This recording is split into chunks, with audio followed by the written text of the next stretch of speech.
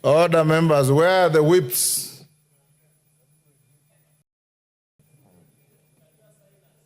Where are the whips? Yes.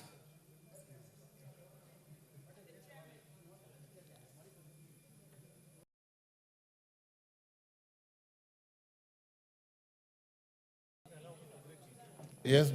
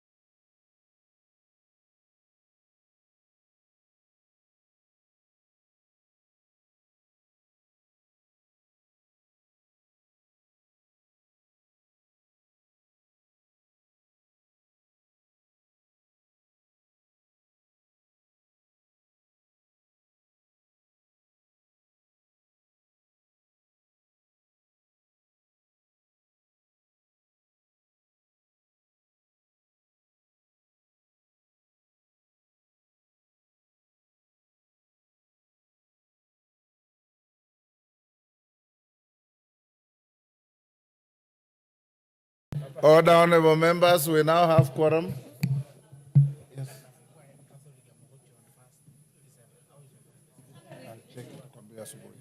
Order number 1, administration of oath. Order number 2, communication from the chair. Order number 3, messages. Members on their feet, take your seats.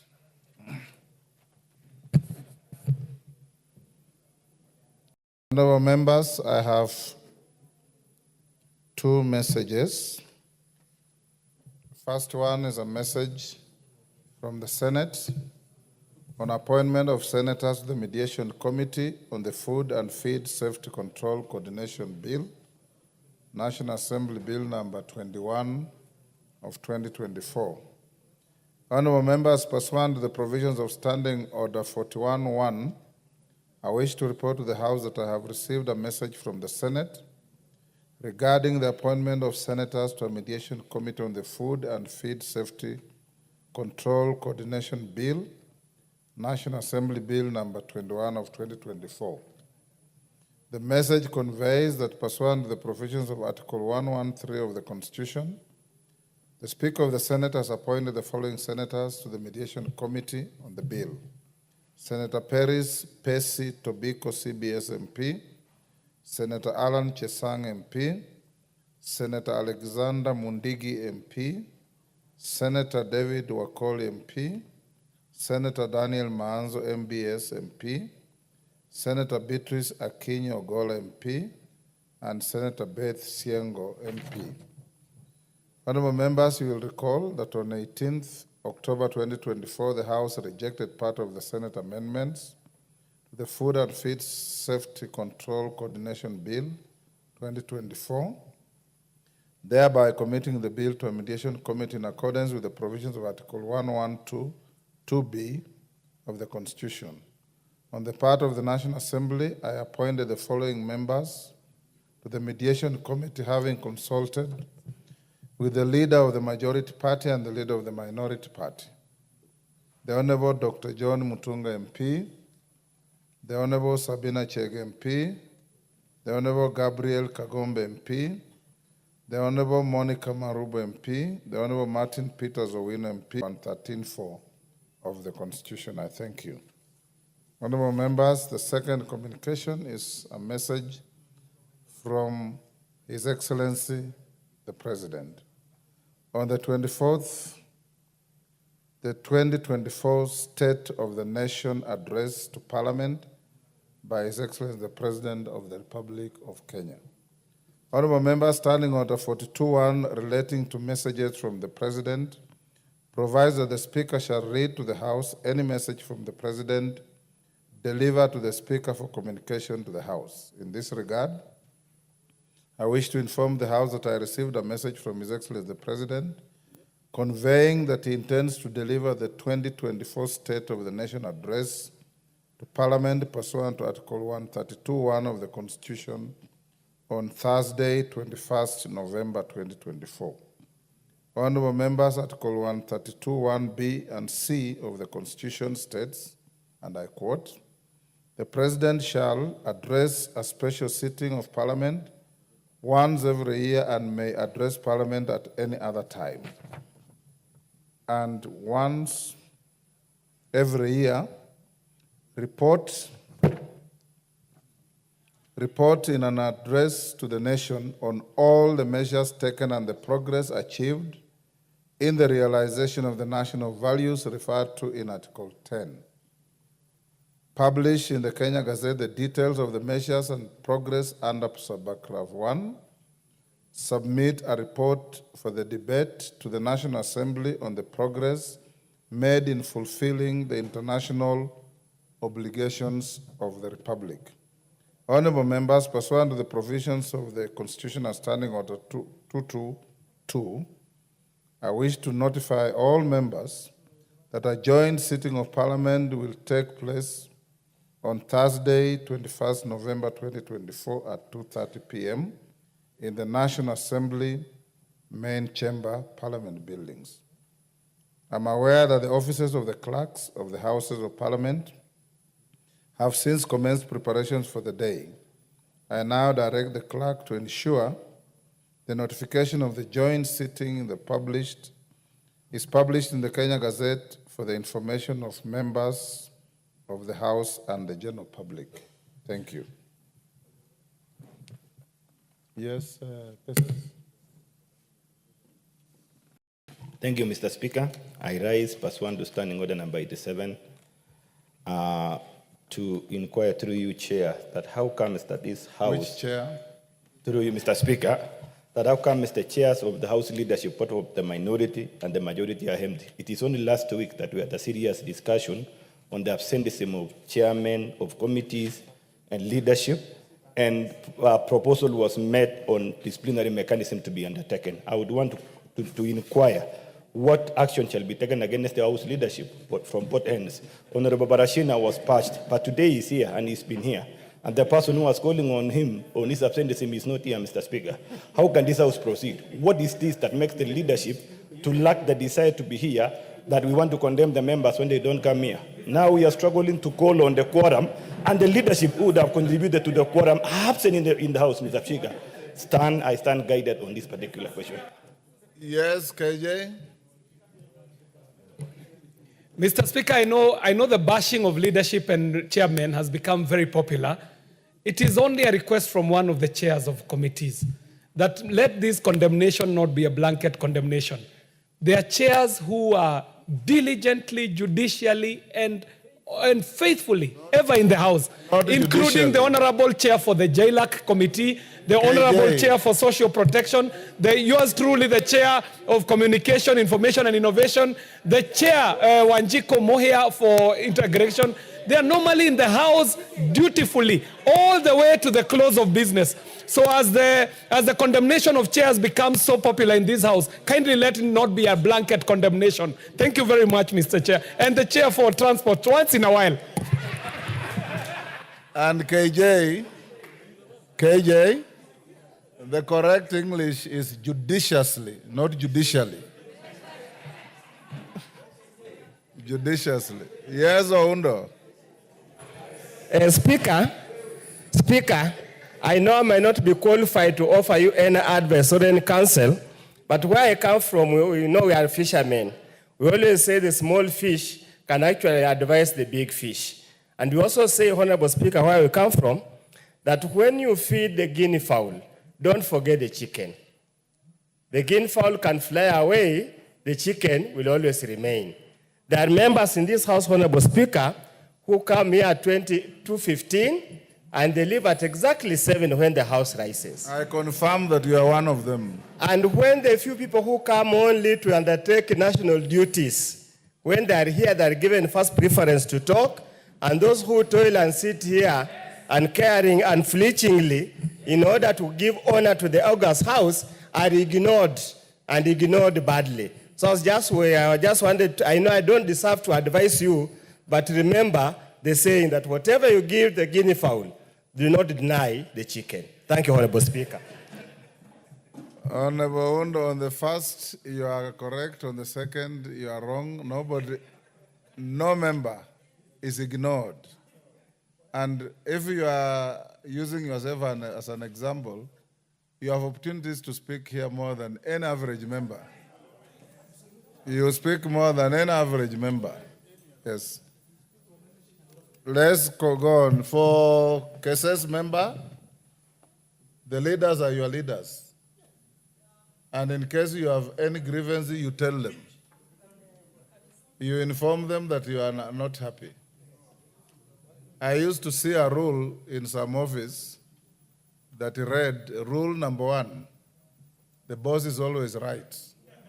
Rule number 2, in case of any doubt, refer to rule 1.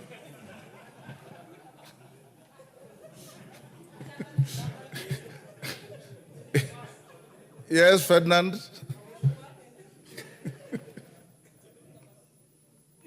No, I don't want to talk about that. Mr. Speaker, sir, I think that what my colleague has just mentioned is very, I'm always here. And it's very, very disappointing. We actually representative of the people. And the chairman, apart from a few of them, are never in the House. So, and of course, most of these things go through our chairman. So I think it has to come from the chair, from the speaker's position, to warn the chairs of various committees to be here present and deliver some of these things, because we are getting very embarrassed. And I know we are actually live on the TV, and you find that the chairmen of various committees are not in the House. Speaker, do something about it. Thank you. I think let's go on, honorable members. Next order. Yes, yes, Melly. Mr. Speaker, I rise to also input on this discussion that the chairs and the leadership, yes, are like any other human being, and they have a lot of commitments. But the blanket condemnation that the chairs and the leadership are always absent is not true, because here we have so many chairs. I've seen chair agriculture, chair East Africa, and even the vice chairs. So I want to say that as much as there is need that we dedicate ourselves to the duties of the House, it isn't true that all of them are always out.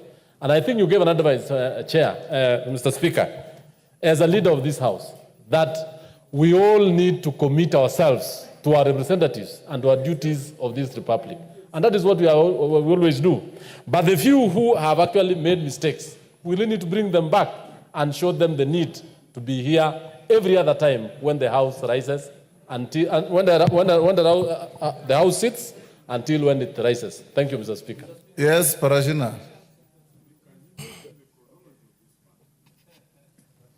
Yes, next to you. Oh, okay, thank you, Speaker, for giving me this opportunity. I'm so much grateful.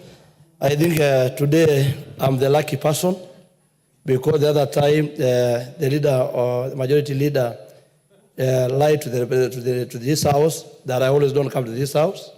I always come, and I always make my good comment and contribution.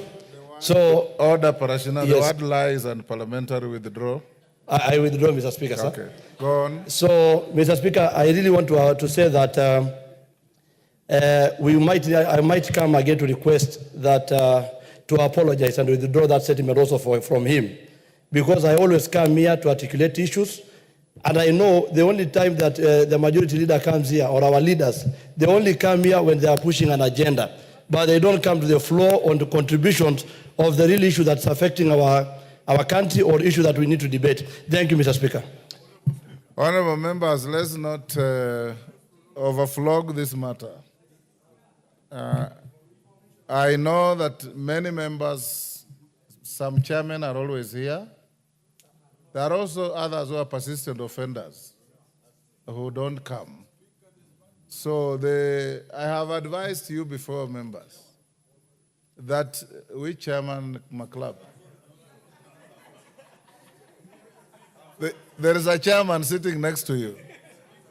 I have advised you, members, and I want to advise you again. In my many years in Parliament, the Speaker always found me in the House, and I followed the Speaker when he's leaving the House.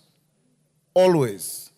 Just pick up that good habit, and this House will have no problem. You know, it is a great honor to sit in this House. Your right to speak on the floor of this House must be equal to your duty to listen to those who listen to you when you speak. Because what I've noticed is that members, as soon as they prosecute the agenda, they exit. You can't expect to be listened to if you don't listen to others. And that is what debate is all about. And if we can impress that, especially our colleagues, first-timers, you will go a long way. And out there, your voters watch. I see people in social clubs glued on phone when the House is sitting, and they're watching proceedings to see whether my member of parliament is in the House, whether my member of parliament speaks, and if he speaks or she speaks, do they make sense? The public is no longer the old public who wait for leo katika bunge. They follow everything that we do here. So let's invite Honorable Soro and your team on both sides of the House. Ensure that when the House starts, he's just come. Ensure that when the House starts, we appreciate that you have other duties out there. But when the House starts, at least let's have leadership on either side of the House. If it's not the leader, the whip. If it's not, your deputies, so that they can be able to help the House move on. Today we rang the quorum bell for about 15 minutes. And I kept on asking where the chief whip was. But since you are here, you've purged yourself of the contempt. Let's move on to the next order. Order number 4, petitions. Order number 5, papers. Majority Leader. Thank you, Honorable Speaker. Honorable Speaker, first I want to apologize for walking in late when you are on the chair while conducting the responsibility that you actually gave us as far as EALA games are concerned, and that is why you don't see the entire leadership here. They are working on everything that pertains to the EALA games that will be commencing in 2 weeks. So they instructed me to actually leave the meeting and come here and join you, Honorable Speaker. So, Honorable Speaker, I beg to lay the following papers on the table of the House today, Thursday, November 14th, 2024. Number 1, the following legal notices from the Minister of Environment, Climate Change and Forestry.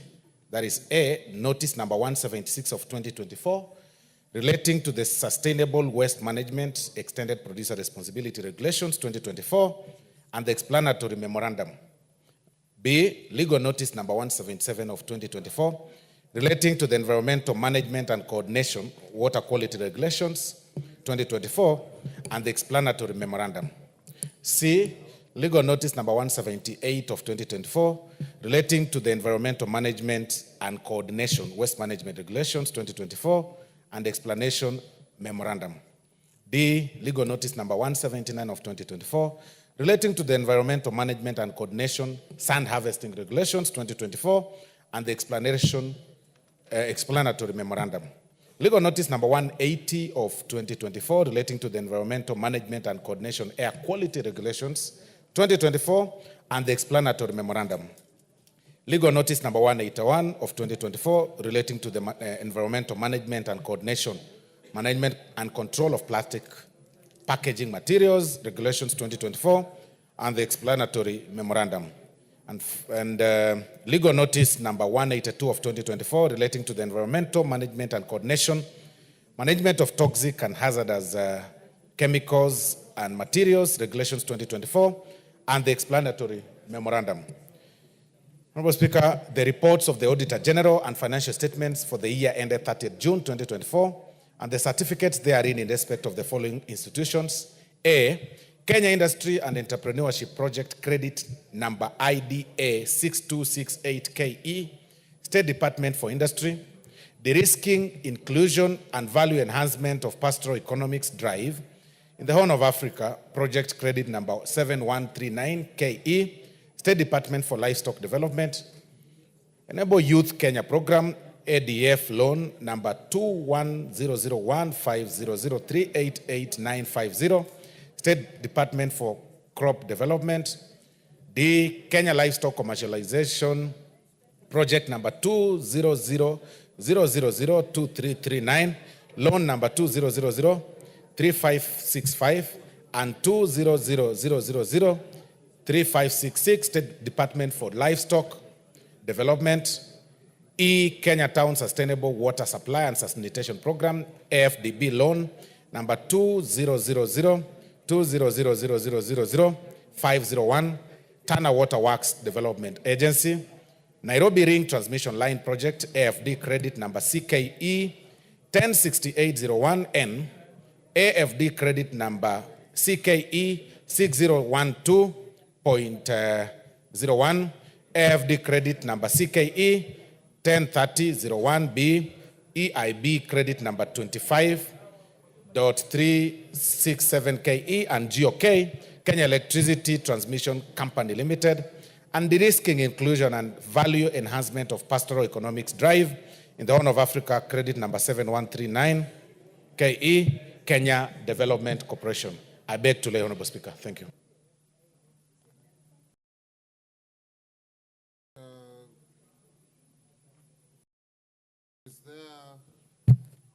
Osoro, is there any difference between Roman 2B and G?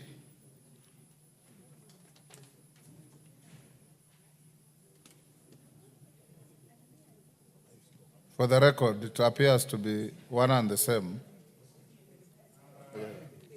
Roman 2, B and G.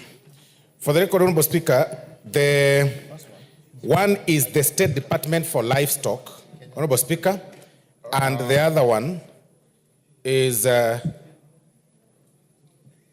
State Department for Livestock Development. And Kenya Development Corporation. And Kenya Development Corporation, Honorable Speaker. Okay. That is the difference, yeah. Next, Chairperson, Departmental Committee on Finance and National Planning. Honorable Speaker, I beg to lay the following paper on the table of the House today, Wednesday, the 13th of November, 2024, a report by the Departmental Committee on Finance and National Planning on its consideration of the Public Audit Amendment Bill, National Assembly Bill Number 4 of 2024. Thank you. Chairperson, Constitutional Implementation Oversight Committee, CIOC. Who is the chairman? The chairperson? Honorable Mshomba, is she in the House?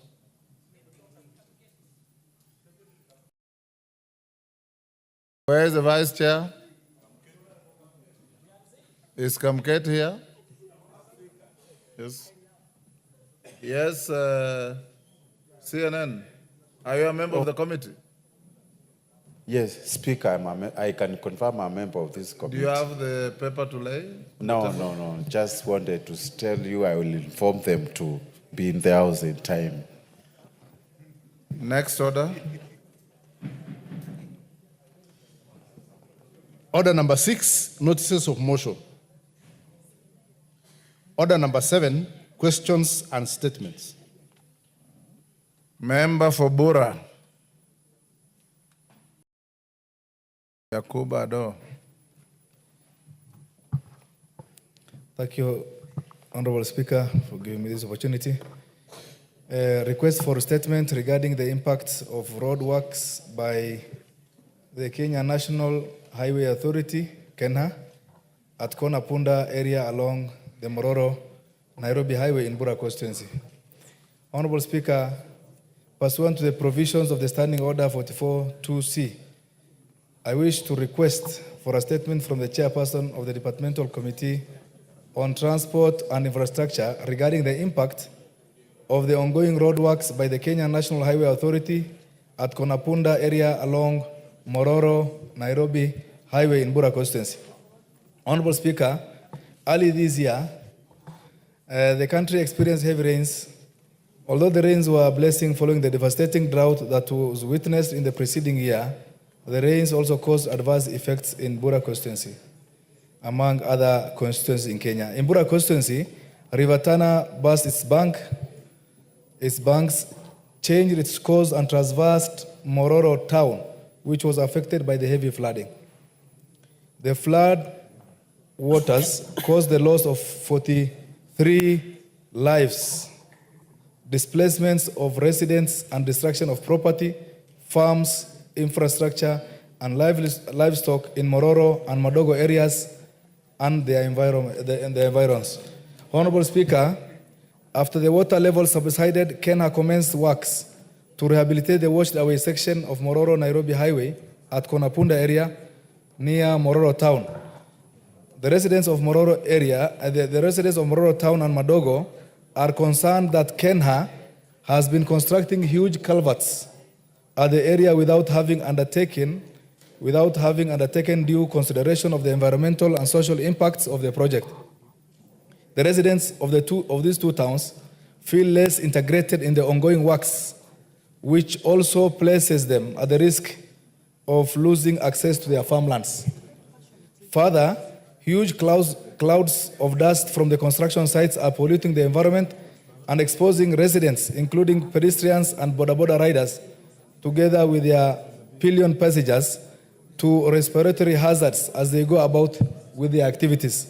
Honorable Speaker, it's against this backdrop that I request for a statement from the chairperson of the Departmental Committee on Transport and Infrastructure on the following. 1, a report on the environmental and social impact assessment and public engagement undertaken by KENHA regarding the construction of culverts across the new course of River Tana at Konapunda, including the justification for regularizing the new course instead of taking measures to revert the waters. B, compensation plans, if any, for the residents of Mororo and Madogo who are affected by the ongoing road rehabilitation works by KENHA, particularly for the farmers and for their farmlands likely to be lost. 3, or C, measures put in place to manage or reduce the dust caused from the construction works in order to guarantee a conducive environment for road users, particularly boda riders and residents living near the site. Lastly, Mr. Speaker, sir, a report on the skilled and the unskilled locals that the KENHA and the contractor has engaged in the ongoing construction of the culvert at the said site, that is Konapunda, and the construction of the new bridge that is connecting Mororo to Garissa, specifying the number, the names, and the categories for those skilled and unskilled laborers. I thank you, Honorable Speaker. Thank you, Yakub. Honorable members, allow me to recognize a delegation from the Parliament of Uganda. I wish to recognize a delegation of 6 members of staff from the Hansard Department of the Parliament of Uganda seated in the Speaker's Gallery. They are welcome to observe the proceedings of the National Assembly. Members, you remember yesterday the Speaker of Uganda was also in the gallery to pay respect to our House. Thank you. On my behalf and on your behalf, we welcome them to our Parliament. Beatrice Elachi. Thank you, Mr. Speaker. Mr. Speaker, I wish to give a general statement regarding the demise of Prophetess Mary Akasa.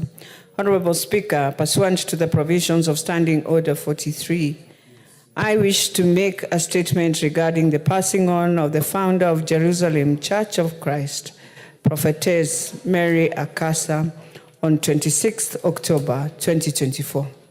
Honorable Speaker, the late Prophetess Mary Akasa, a legendary preacher, was born on 2nd December 1964 in Ebusiralo village in Luanda, Vihiga County. Prophetess Akasa typifies the unwavering resilience and determination of the girl child. Having lost her parents at the age of about 8 years old, she had to work extra hard to shape the path that led to her destiny. In her quest to earn a living as an orphan, the late Prophetess Akasa moved to Nairobi, where she worked as a house girl, as a house help in Kikuyu, Kiambu County, until she left to do God's ministry.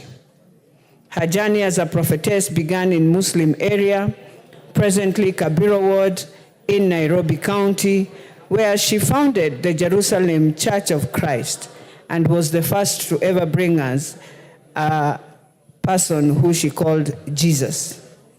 Honorable Speaker, apart from preaching and healing the souls of people, the late Prophetess Mary Akasa also healed lost futures and transformed the lives of many young people in Kawangware, where her church is domiciled. She will be fondly remembered for drug abuse and crime by counseling them, offering them a place to call home, and providing them food and other basic needs. These acts of mercy by the late Prophetess Mary Akasa through her Jerusalem Church of Christ substantially reduced insecurity in Kawangware and will surely outlive her life.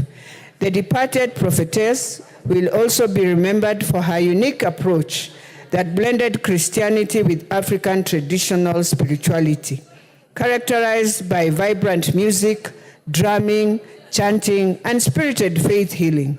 She will also be celebrated for her strict enforcement of Christian values, including punctuality. The no-nonsense late prophetess never tolerated lateness for church services and had no patience for congregants who came late to her church. Honorable Speaker, as the late Prophetess Mary Akasa will be laid to rest on 16th November 2024, she can be celebrated as a woman who contributed immensely to the growth of the African evangelical movement in Kenya. I take this early opportunity to condole with the family and friends of the late Prophetess Mary Akasa and the Christian fraternity for the loss of this extraordinary servant of God. May her soul rest in peace. I thank you, Honorable Speaker. Yes, KJ. 1 minute. Mr. Speaker, I thank you. I also want to thank my twin MP, Member of Parliament for Dagoretti North, for honoring the late Mary Akasa with this eulogy and presenting it to the House of Parliament so that we can communicate it to the world that a great Kenyan has gone to go with the Lord. Mr. Speaker, the prophetess Mary Akasa is not an ordinary person. She was a person of great exploits, rising from a hustler to become one of the biggest household names in Kenya. And Mr. Speaker, I've got to say that while her style of evangelizing might not have been your usual, it would have been curious in the way she approached it. I remember as a young person being told of a story of Jesus Christ coming to Kawangware and departing Kawangware in a Peugeot 504, Mr. Speaker. And you know very well that's not true. Yes, yes. Yes, Osoro.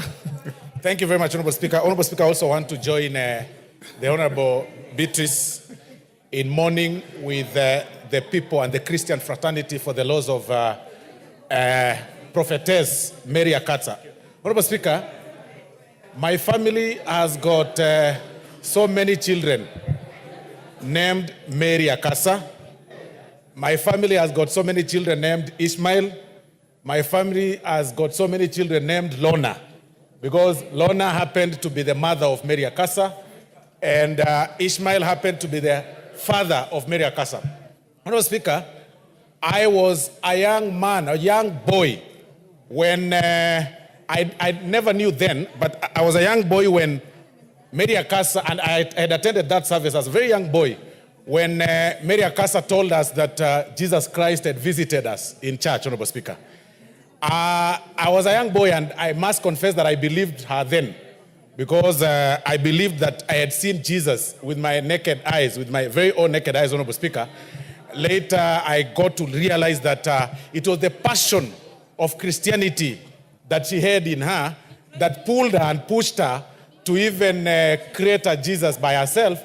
And I believe now she's met the real Jesus, even as she rests. May her soul rest in eternal peace. Thank you very much. Thank you. Walter Wino. Thank you, Mr. Speaker, for the opportunity. This is a request for a statement regarding revival of South Nyanza Sugar Company, Sony, and other state-owned sugar mills. Honorable Speaker, pursuant to the provisions of Standing Order 44-2C, I wish to request for a statement from the chairperson of the Departmental Committee on Agriculture and Livestock regarding rehabilitation and revival of Sony and other sugar companies in the country. Honorable Speaker, there are 16 sugar mills in the country with a total processing capacity of 51,450 metric tons of cane per day. However, the current capacity utilization for most mills is estimated to be 56%, which is attributable to old machinery, poor factory equipment maintenance, fluctuating supply of cane, and inappropriate processing technology. Most state-owned sugar mills are operating old and inefficient machinery, limiting sugar production to about 700,241 metric tons against a domestic demand of about 1,100,000 metric tons a year. Bridging the deficit through importation from Comesa region and the international market is hurting profitability of ailing local sugar millers. Honorable Speaker, notably, the cost of sugar production, especially by the state-owned mills, is comparatively high due to inefficiencies along the value chain, inadequate maintenance of factory machinery and equipment, low sugar recovery as a result of poor cane quality, inappropriate processing technologies, and low skill competencies. To mitigate these hindrances, it is necessary for the government to implement its pledge of rehabilitation and revival of Sony and other state-owned companies in the country so as to enhance sugarcane availability, sugarcane supply, and the debottlenecking, as well as process automation of the plants to operate at its optimal levels. Honorable Speaker, it is against this background that I request for a statement from the chairperson of Departmental Committee on Agriculture and Livestock on the following. A, an outline of the plans in place by the ministry to urgently procure new crushing equipment for Sony Sugar Company to replace the old one, which was acquired in 1979 and now requires Kenya shillings 400 million for maintenance to keep in operating. B, to immediate the immediate and long-term strategies the government plans to implement to curb the frequent equipment breakdown, which impacts heavily on the company's output and results in low production and low morale among workers and farmers. C, the reasons why there has been a delay in paying the outstanding salary arrears of Kenya shillings 800 million for the Sony Sugar Company workers who in the past have endured various economic hardships and poor working conditions at the factory. D, a comprehensive report on the status of sourcing a strategic partner to invest in restoration of the company to profitability, hence improving the welfare of smallholder sugarcane farmers and employees of the Sony Sugar Company. I thank you, Honorable Speaker. Thank you, Owino. Your statement is committed to the Committee on Agriculture.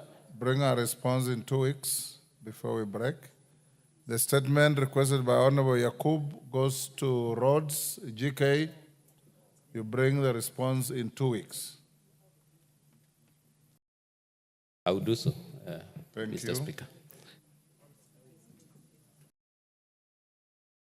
Before we go to responses, Honorable Mchomba, I called out, you are not here. We go back to order number 5. Are you ready to? Why aren't you ready? Why is it in the order paper? I'm waiting for the clerk to bring it for signature.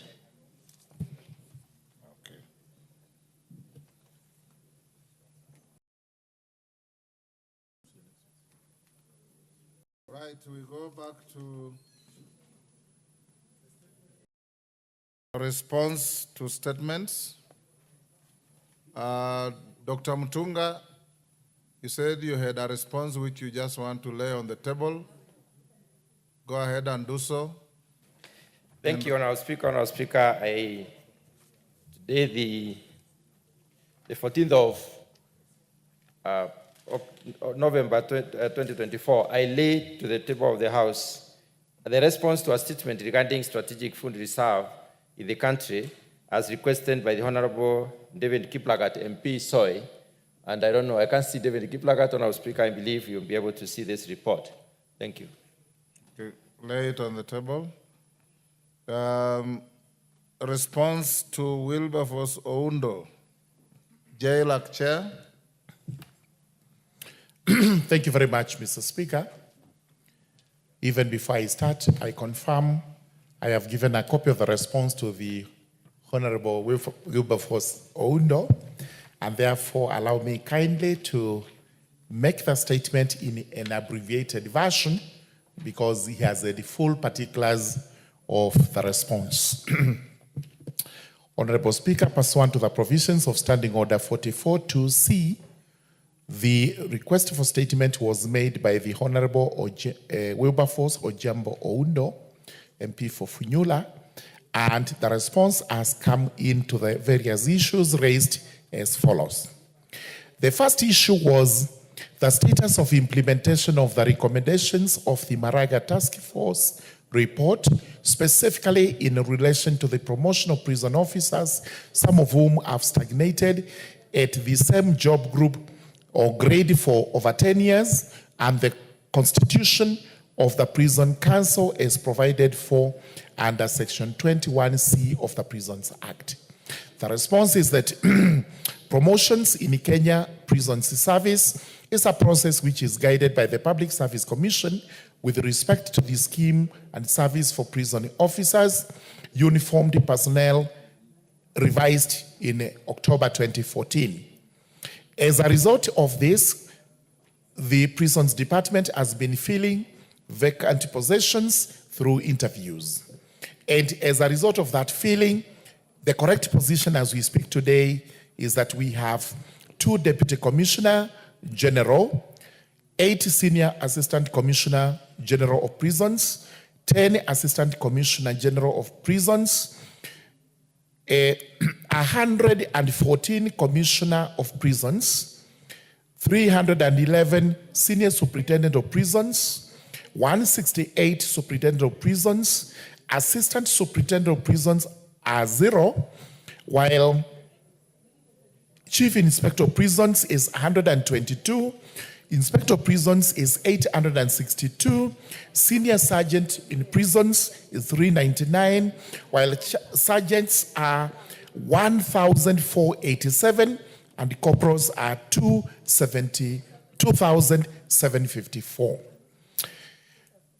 Appointment of Commissioner General is that this is settled now because we have had the appointment of Mr. Patrick M. Arando by His Excellency the President implemented on the 12th of July 2024.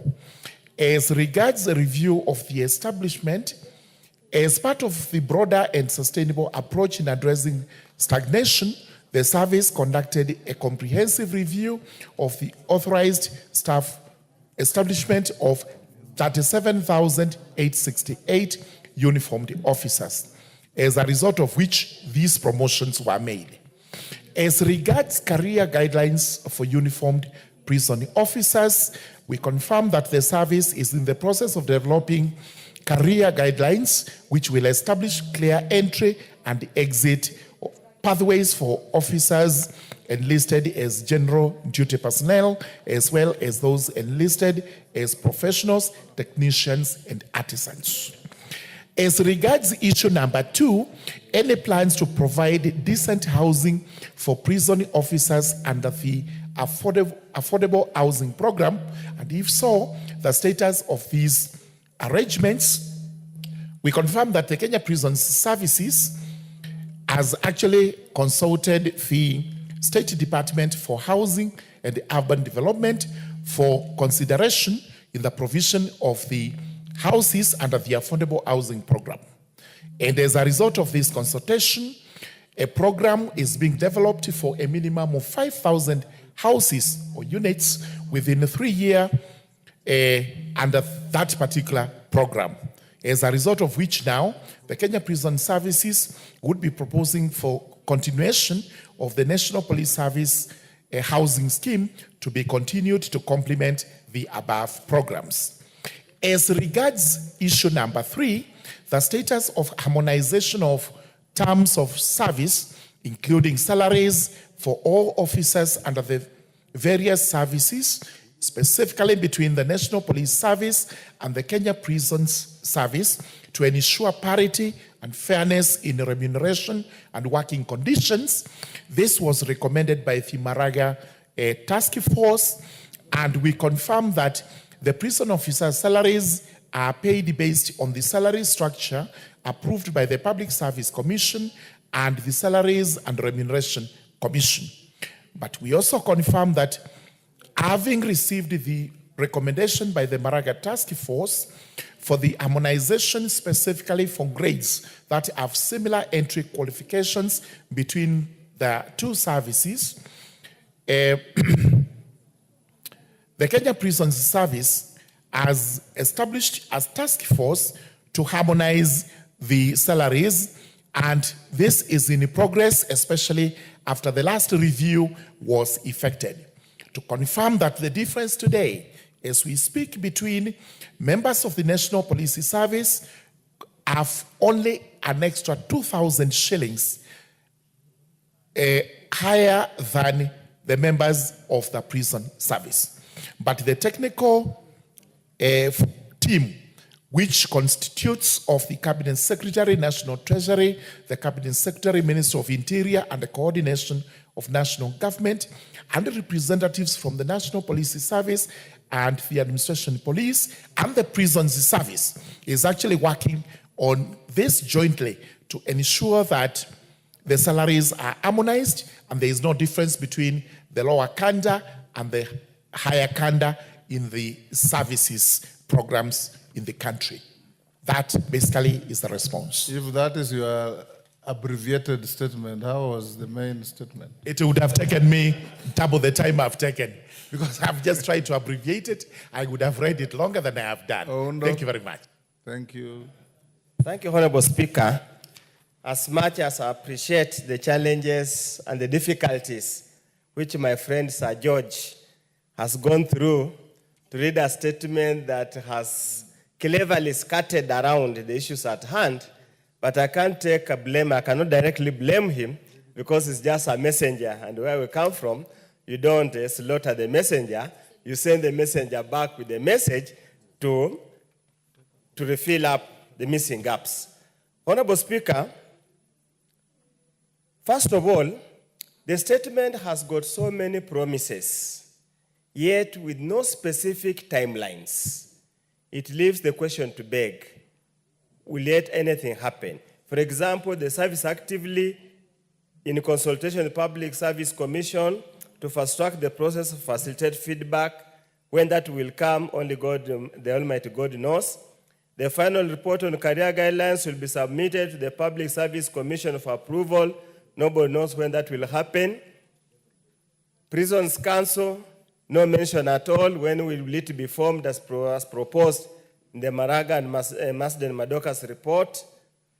Again, Honorable Speaker, about housing. And Honorable Speaker, many of us who have attended, who have even visited any prison in this country, will sympathize and empathize and feel sorry for the poor state of housing of prison officers.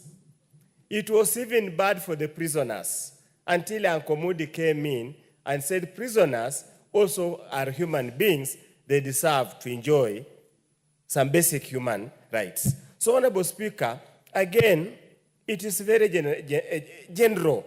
No specific timelines, no program given. I know, Speaker, I want to lead somewhere. I'm going to lead him somewhere. You're taking a very long route. Yeah, but allow me to lead. Because, Honorable Speaker, the prison service plays an extremely important role. What you should do, Honorable Undo, the statement has been given by the chair. He says he gave you an advance copy.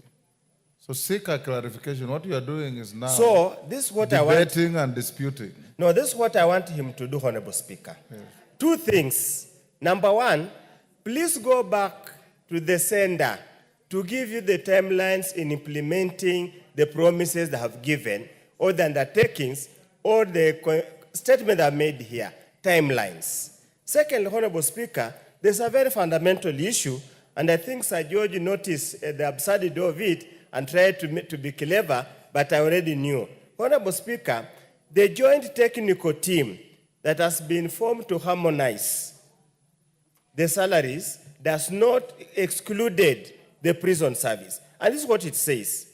The prison service was not represented in the technical team. So when they were setting, risk allowances or service allowances, they had nobody to represent them. They had nobody to talk to them. That's why their allowances were set much, much lower than in all other disciplined services. And it's the right. To this end, the prison service has written to the Principal Secretary for Correction Services, seeking intervention in the resolution of this matter. They are all armed services. So I just all ask, you want is to know whether there will be an addendum to the reports yes, to include the prison service. Yes, number one, when the promises made here, when are going to be implemented? Secondly, to what extent can they include the prison services in the technical committee so that when they're harmonizing the terms, they harmonize for all of them because they're all armed forces, they offer critical services. Thank you. Finally, Honorable Speaker, is it possible, Sir George, that once they've given you the timelines, me and you can continue to engage so that you can continuously update this House, members of people of Kenya, and the prison officers, that the Parliament has not ignored them. Thank you, Honorable Speaker. That long speech requires just a very short response. A short response. Yes. In fact, where no timelines are given, we expect this to be done within a reasonable period of time. There's no reason why JLAC will not go back to the prisons department to ensure that we get timelines on when this harmonization is likely to be completed to the benefit of the prison officers that are in service. As regards their houses, 5,000 houses, we have estimated that this will be done in another 3 years because this is construction. We possibly need money, expertise, planning, and what have you. But we have stated that this will be done within 3 years for phase 1, 5,000 houses. Then we continue up to the time when we have about the 40,000 prison officers all accommodated in these buildings. Thank you, Mr. Speaker. Thank you. Joyce Kamene, a response to your statement from Social Protection, member for Thika Town. Thank you, Honorable Speaker. Honorable Speaker, the member raised this question on 14th of October, 2024. And there were 2 questions which I'm going to give her the response, but I'm going also to summarize because the report is huge. She requested for 2 questions, Honorable Speaker, and the first one was a report on the status of disbursement of NGAAF balance for financial year 2022/2023 and 2023 to 2024 to Machakos County and the measure put in place to ensure timely disbursement to enable the continuation of the project approved by the funding. Honorable Speaker, in accordance with NGAAF Regulation 2016, the following is the process of applying for the NGAAF funds. Regulation 20, that the county committee shall, once in every year through the public notice in all the wards within the county, invite interested members of the public to submit project proposal for funding. And 2, the county committee shall receive and review all project proposals and prepare a list of projects to recommend to the board for approval to approve the project to be funded. And 3, the county controller shall submit the list prepared under paragraph 2 to the chief executive officer, who shall submit them to the board for approval of the funding. Honorable Speaker, the chief executive officer is yet to formally receive the county request for the project to be funded. As such, disbursement of the fund to the county cannot be immediately effected. Once the request is received, including the request for disbursement of the NGAAF balance for financial year 2023 to 2024 to the Machakos County, the fund will take necessary and procedural measures to ensure timely disbursement of the said fund to the county for implementation of the approved project. The balance as for now, Honorable Speaker, 2023 to 2024 is 14,062,000 to the Machakos County, was disbursed to the county on October 2023, was disbursed to the county in October 2023 once it was formally requested. Honorable Speaker, for the question number 2, the member had asked action taken by NGAAF to immediately post Ms. Betty Kanyili Njoni, PFM number 21914-2127, as the fund county coordinator for Machakos County for an interrupted contract at least 1 year in order to ensure effective and seamless administration of the fund, including the timeline for posting. Honorable Speaker, the National Government Affirmative Action Fund 2016, Regulation 16 provides that the function and composition of the county committee in each county to be, among others, the national government officer in charge of the county responsible for gender affairs or his or her nominee, and the county coordinator be ex-officio member, and the secretary to be the committee. The fund has been engaging county gender office on a need-basis as a stopgap measure, mainly due to lack of approved human resource instrument and sufficient fund to cater for personal enrollment. The State Cooperation Advisory Committee, SCAC, noted that such an arrangement of deploying staff from the mainstream government to run the operation of the fund may be detrimental to the performance of the fund. In this regard, the SCAC advised that the fund of the process to be finalizing the development and approval of their human resource instrument, and subsequently commence the process of recruiting their own staff, subject to availability of the budget. Honorable Speaker, I'll go to where they have advised. They have said, it is against this background, advised by SCAC and the provision of the Public Service Commission Act, that the board in its 92 meeting on 13 September 2024 resolved to phase out the deployed gender officer from acting as county coordinator upon expiry of their respective contract and replace them with a substantive county coordinator to enable the gender office to undertake their critical role of oversight as per the NGAAF Regulation 2016. The fund has since deployed a substantive county coordinator, Mr. Mutua Murumba, who was the successful candidate with effect from November 4th, 2024. The officer has since reported and is currently clearing and handing over as per the prevailing human resource policy and procedure manual. I submit, Honorable Speaker. The Honorable member is here. I can give her the report herself. Kamene, member for Machakos. Thank you, Mr. Speaker. Honorable Speaker. She has given the report. Thank you, Chair, for the report. But there are a few issues because there have been some changes.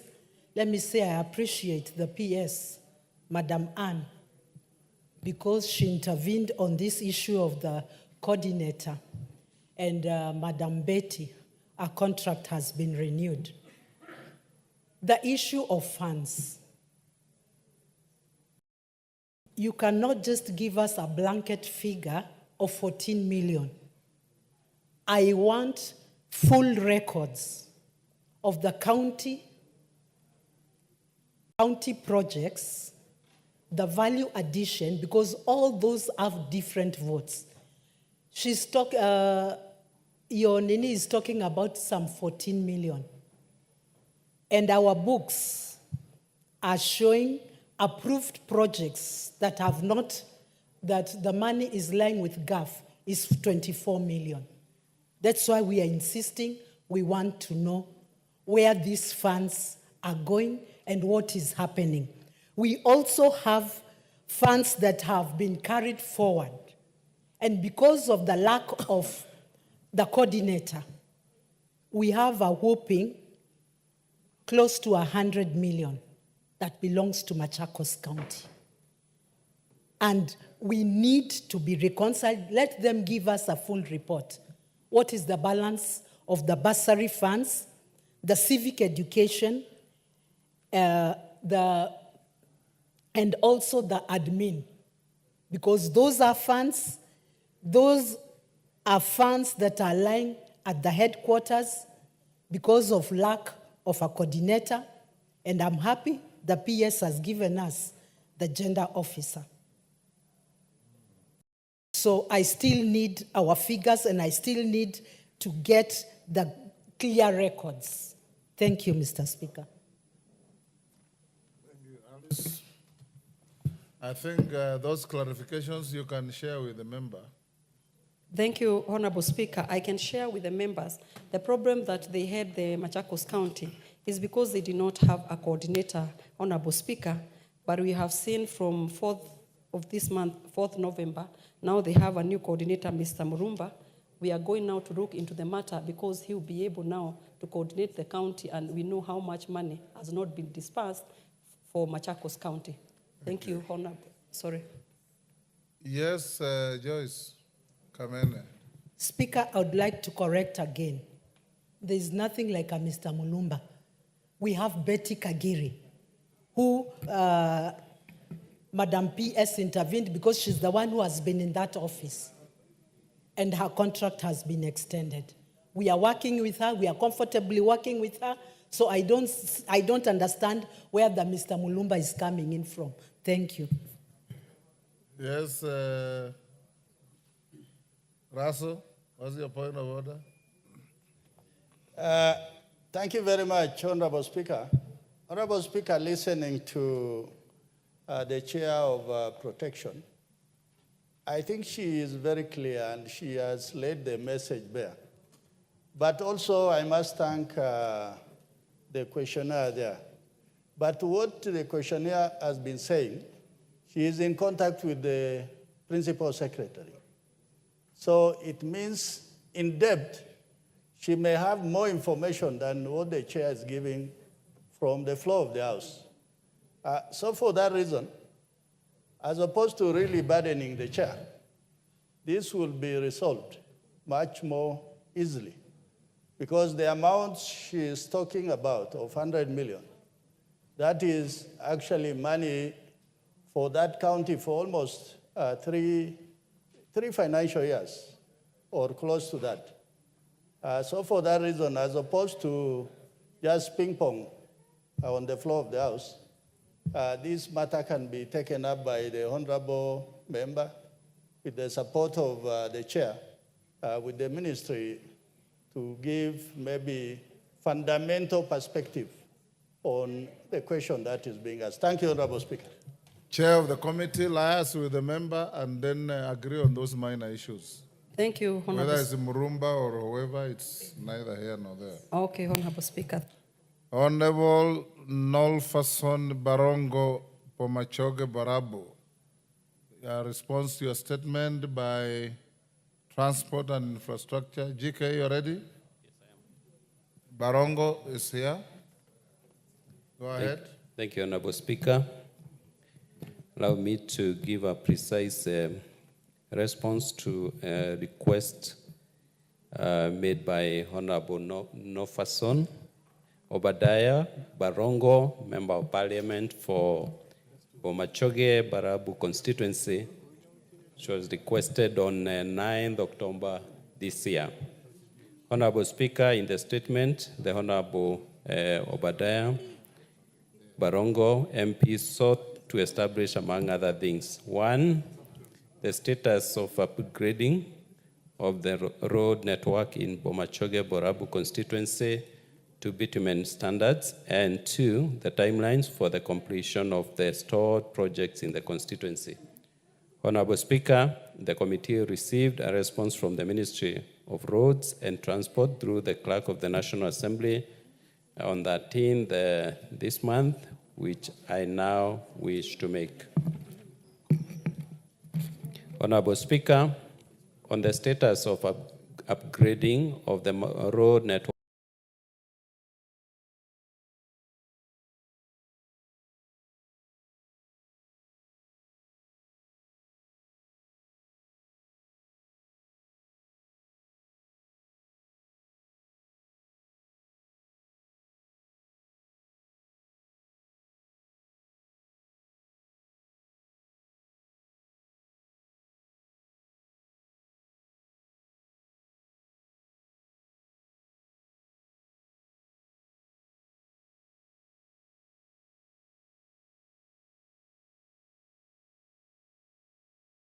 in Bomachoge Barabu constituency to be into the roads project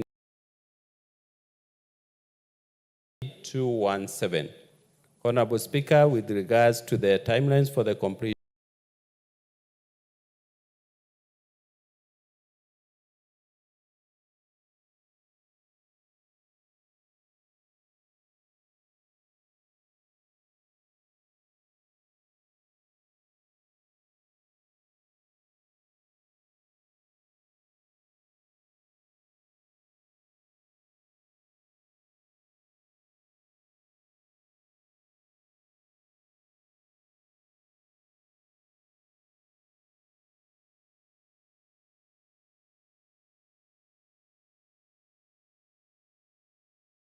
of the provisions due to exogenous factors, thus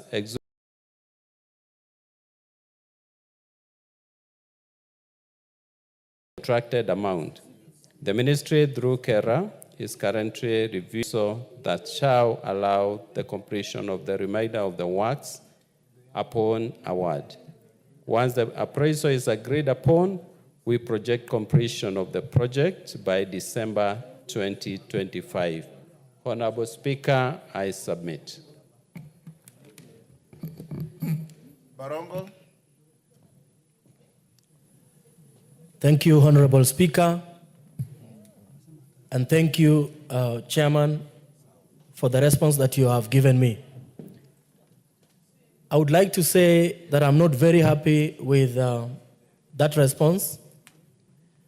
And that is because of item number 6 and item number 7 on the response.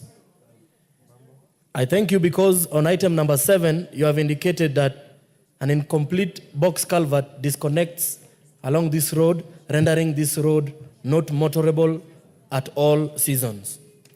I wish to update you also that on item number 6, the existing box culvert has actually collapsed completely. And this has inconvenienced Mwananchi greatly because they are marooned away from essential services. Especially, Honorable Speaker, when it rains, it becomes very dangerous. Communities are prevented from accessing their homes completely.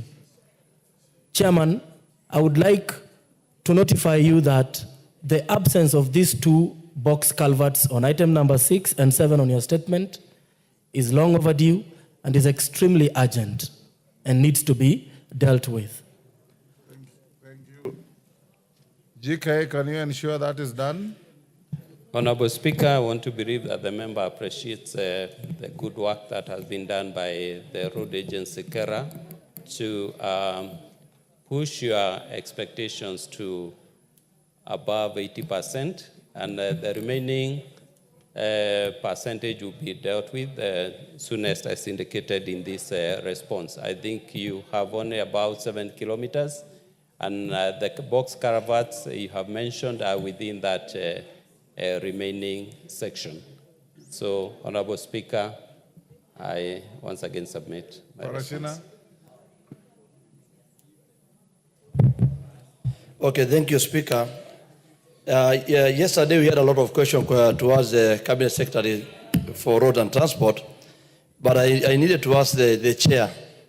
Whenever the Cabinet Secretary for Roads comes here, you see many members wanted to ask questions because the response that the department is giving, totally sometimes we feel as members they are not substantially, they are not giving guarantee.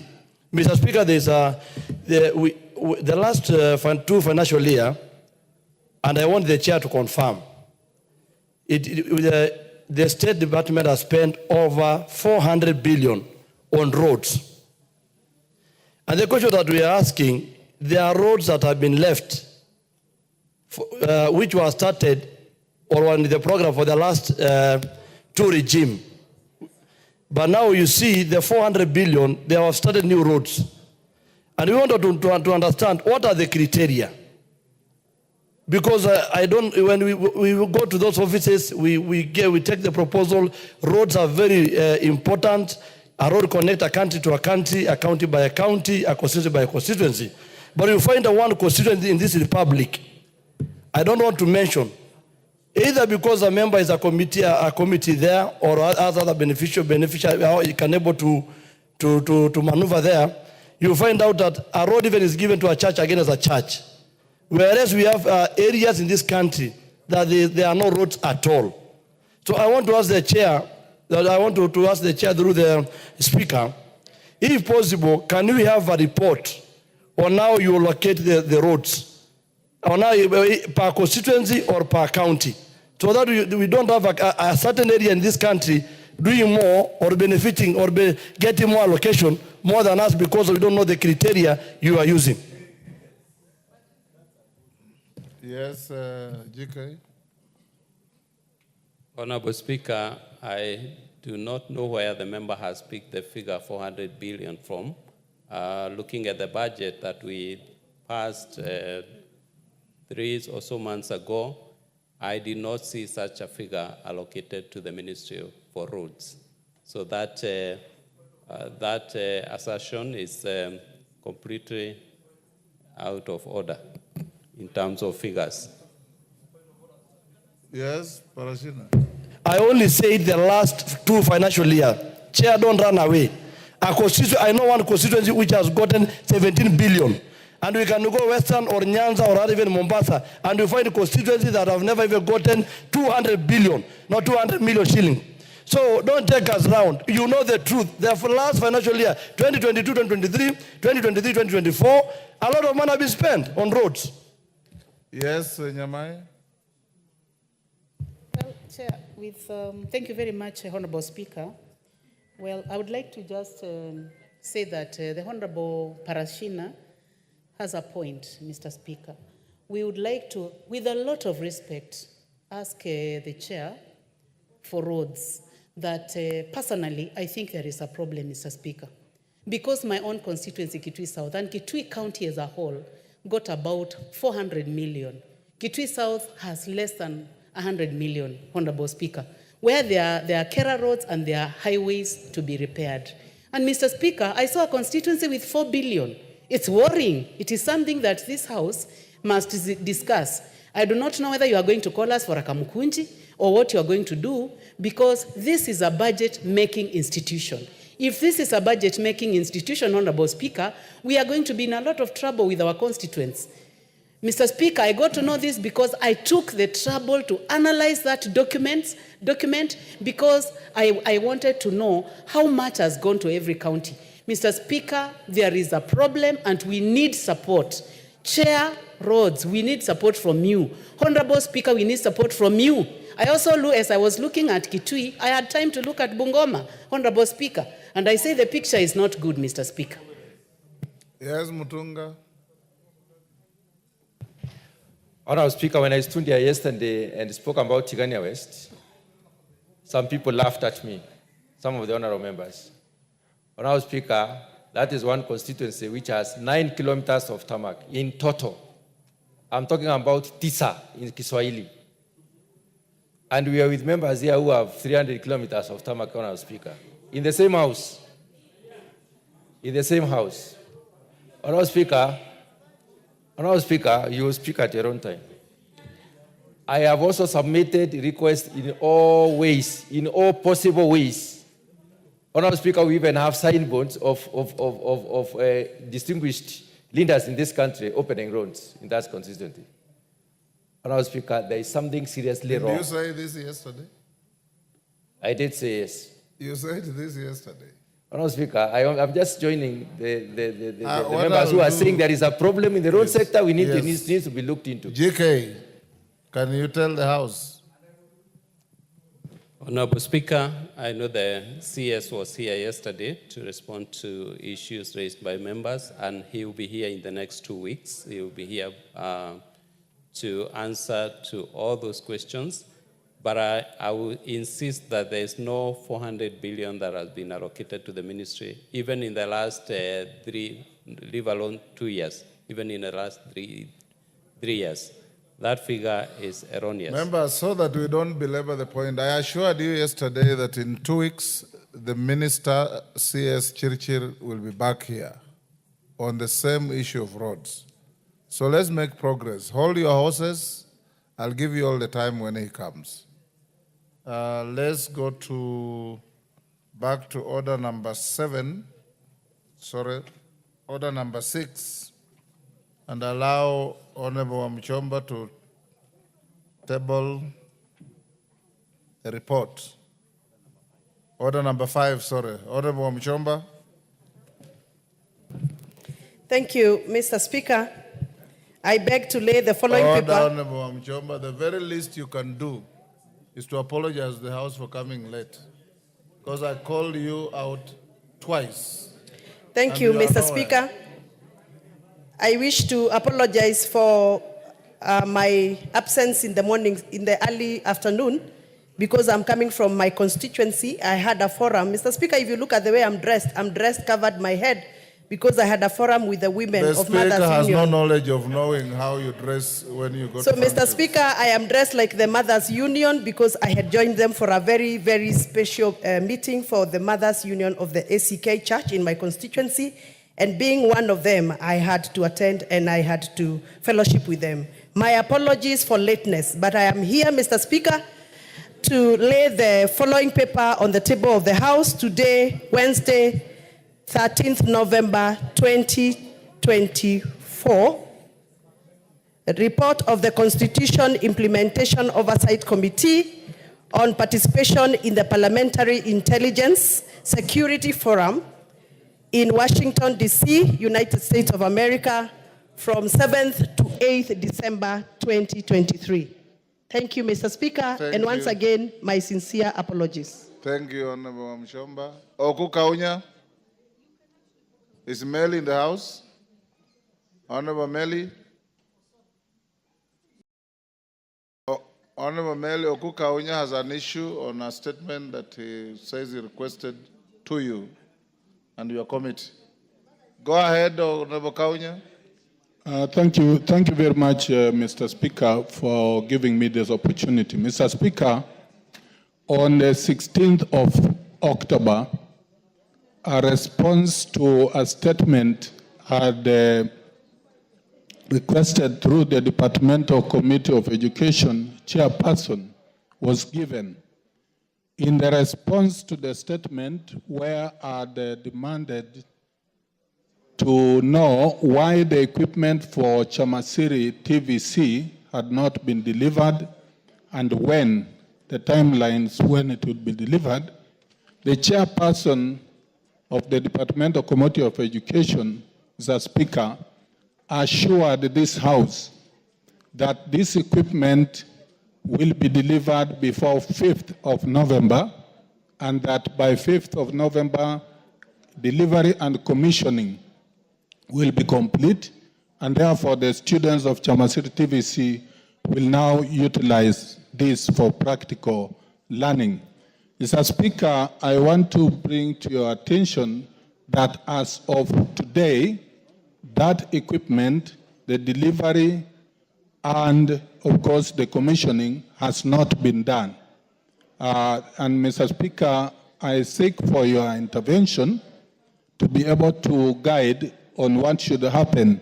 But Mr. Speaker, it appears that the CS for education is taking the role of this House, which is the oversight role, very lightly. Because if a statement is read before the House, indicating and confirming even the dates, and then it's not carried out, Mr. Speaker, I think the CS is taking this House for granted. And I would urge, Mr. Speaker, you give direction so that the chair of the departmental committee can be able to take the necessary action to have the equipment for Chamasiri TVC delivered and also explain really what is happening. Thank you, Mr. Speaker. Honorable Meli, do you have... Yes, Mr. Speaker, I don't have the answers at now, but you all know, Mr. Speaker, that chairs of committees do deliver information on behalf of the cabinet secretaries to this House. I will endeavor to really find out because it is going to be very bad.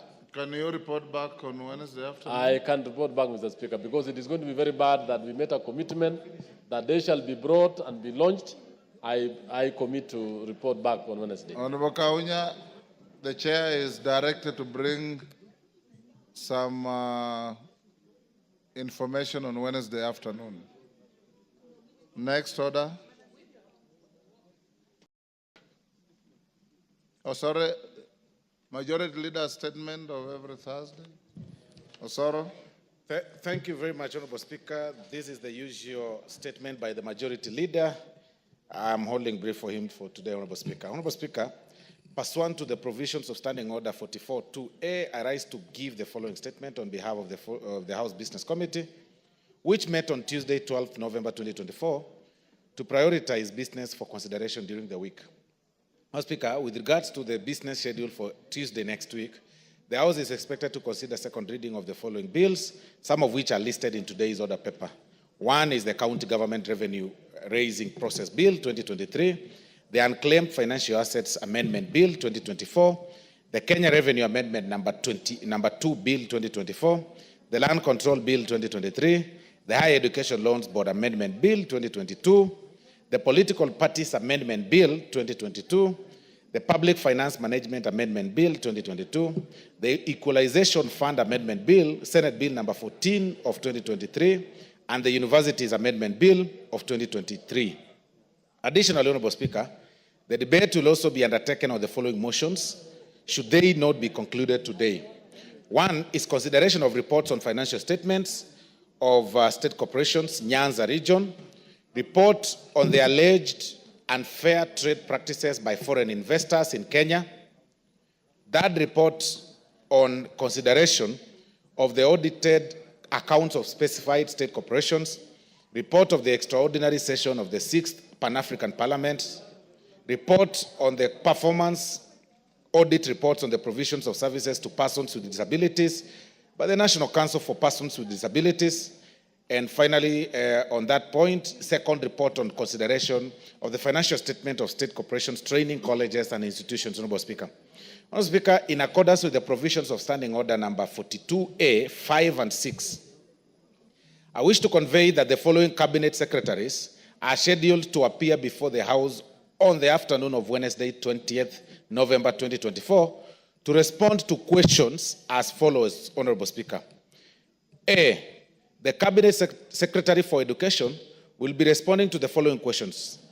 Question by private notice number 016-2024 by the member for Kathiani, the Honorable Robert Mbui, CBS MP, regarding update on the status of preparedness by the Ministry to transition grade 8 learners to grade 9, including the number of classrooms constructed so far across the country.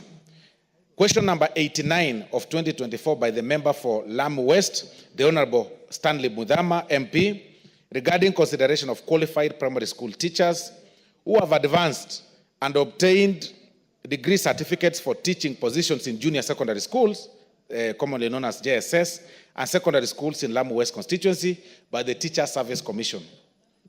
Honorable Speaker, question number 3 will be question number 90, 2024, by the member for Westlands, the Honorable Timothy Wanyonyi, MP, regarding the rationale and policy behind the directive of transferring secondary school teachers in physics, chemistry, biology, and history to junior secondary schools.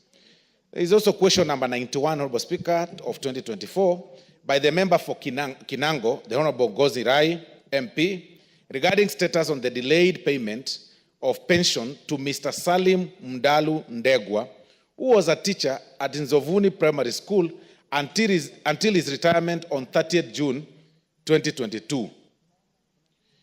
There is also question number 93 of 2024 by the member for Nairobi County, the Honorable Esther Passaris, MP, regarding status of implementing the House resolution on the standardization of uniforms across the country.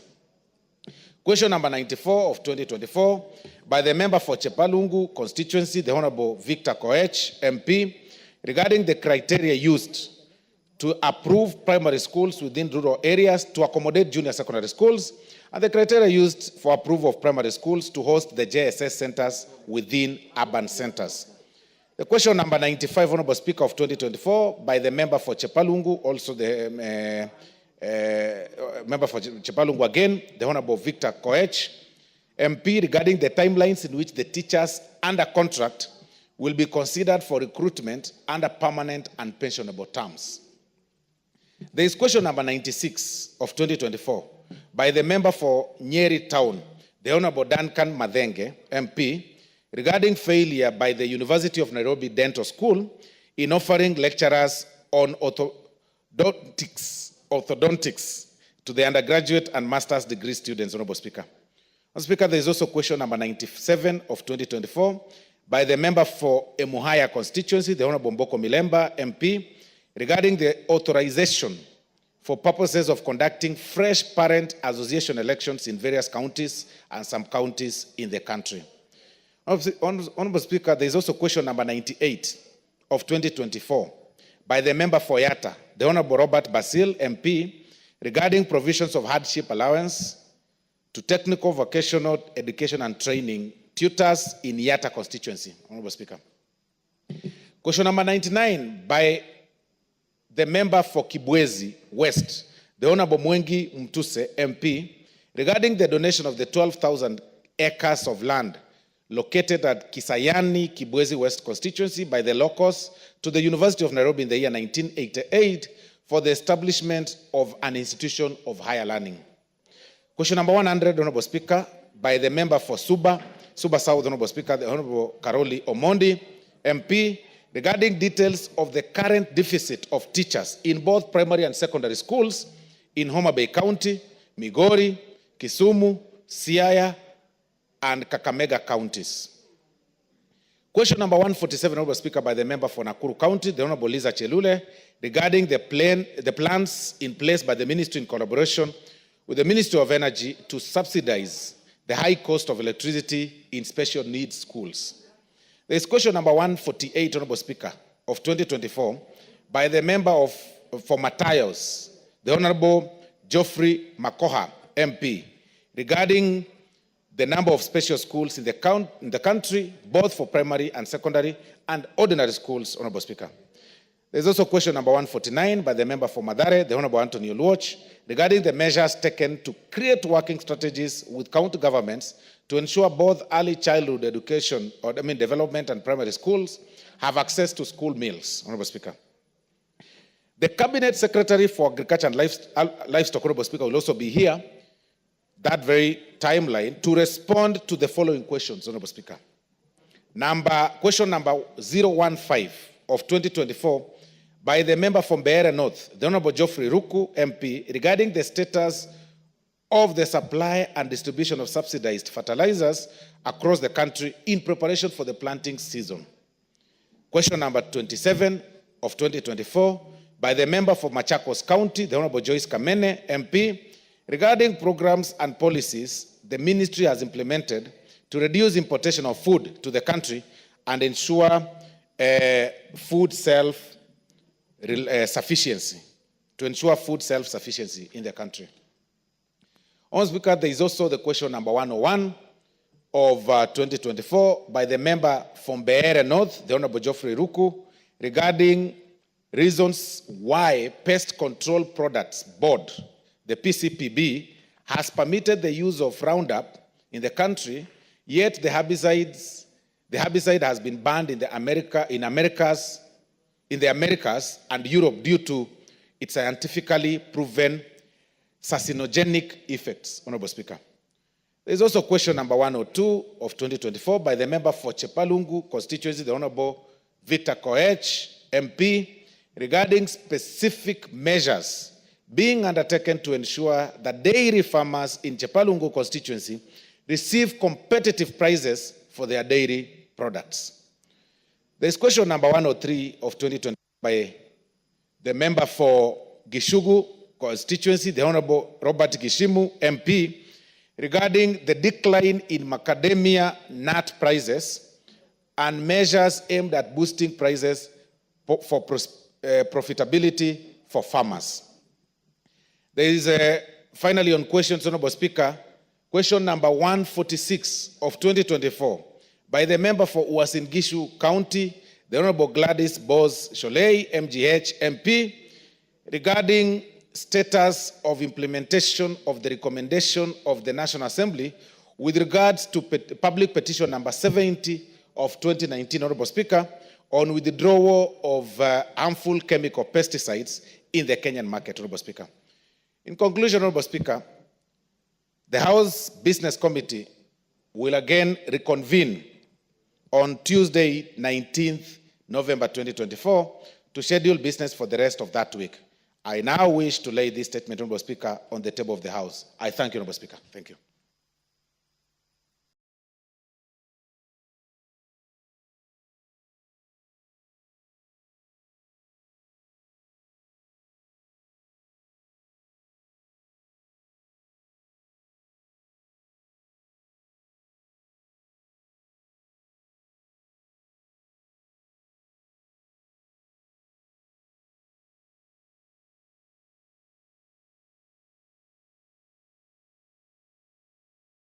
Thank you, Majority Whip. Next order. We are done with the statements, so we go to order number 8. Order number 8, the Cooperatives Bill, National Assembly Bill number 7 of 2024, second reading, resumption of debate.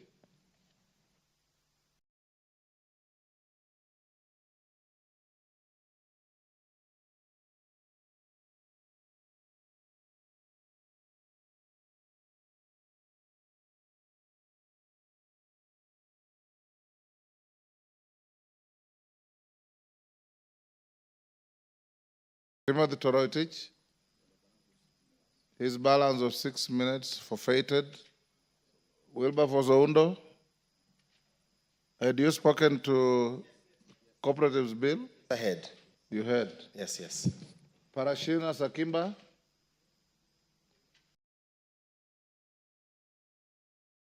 John Kawanjiku. John Mutunga. Take the floor on the Cooperatives Bill. Thank you very much, Honourable Speaker, for the opportunity to contribute to the Cooperative Bill 2024. Honourable Speaker, I wish to thank the committee for the good job done, very well done. Honourable Speaker, I may not be a member of this committee, but cooperatives are dear to my life as a member of Parliament and even as a member of the Agriculture Committee. Honourable Speaker, most of the cooperatives in this country are in agriculture, and therefore it is really a bill that we've been looking forward to. This bill comes out to deal the mischief in the management of cooperatives and in the ordering the steps that needs to be taken to have better cooperatives in this country. Cooperatives in this country are many and extensively varied. To resolve the existential problems in cooperatives, Honourable Speaker, the bill speaks to a number of issues, some of which I wish to highlight by way of pointing out some of the issues that the committee needs probably to look at before we come to the third reading of this bill. Honourable Speaker, cooperatives are in many sectors. Cooperatives also were initially functioning very well in this country. They were doing extremely well. But later on, Honourable Speaker, something happened to the cooperative movement, and some of the cooperatives collapsed, especially in the agricultural sector. There has been some terrible mismanagement in some cases, and this legislation therefore comes in to help us manage the cooperatives better. I remember, Honourable Speaker, in 2014, the Cooperative Act that came tackled quite a number of major issues that used to be impeding the performance of cooperatives then. This particular legislative proposal comes in to specifically polish the sector's expectations. The efforts are therefore very well rounded in this particular respect. Honourable Speaker, I will be very specific on some of the clauses within the bill so that I may be of some assistance to the committee. Honourable Speaker, if we look at the objects of this particular bill, the clause number 3, which has the objects, there are a few issues I would like to point out. Number 3 itself, that the object of this act is to provide for a legal framework that promotes a sustainable and competitive cooperative sector for socio-economic development in a devolved system of governance. Socio-economic development in this country will happen if we are able to harness the little that we have. And the little that we have will basically be brained around the factors of production. One of the key factors of production in this country is land, and most of that, what happens to the land, basically becomes the building blocks for the foundation that we need to develop this particular economy. Honourable Speaker, if we have sustainable cooperatives, it therefore means that we are able to develop our people. What happens in an economy, what grows an economy, is to make as many people useful as possible.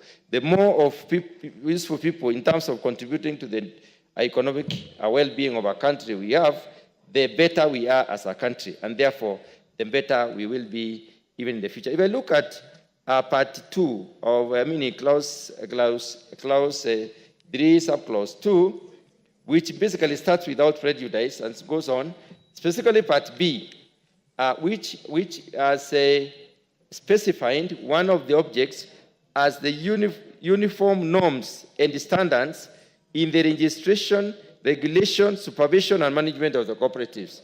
We are saying there should be no selective treatment when it comes to cooperatives. There should be no sacred cows. So cooperatives should be uniformly treated in this particular country. Honourable Speaker, there are some, if you look at subclause 2D, in terms of the object 2D, which talks about the areas of concurrence jurisdiction in promotion, registration, regulation, and supervision of cooperatives have been highlighted and picked.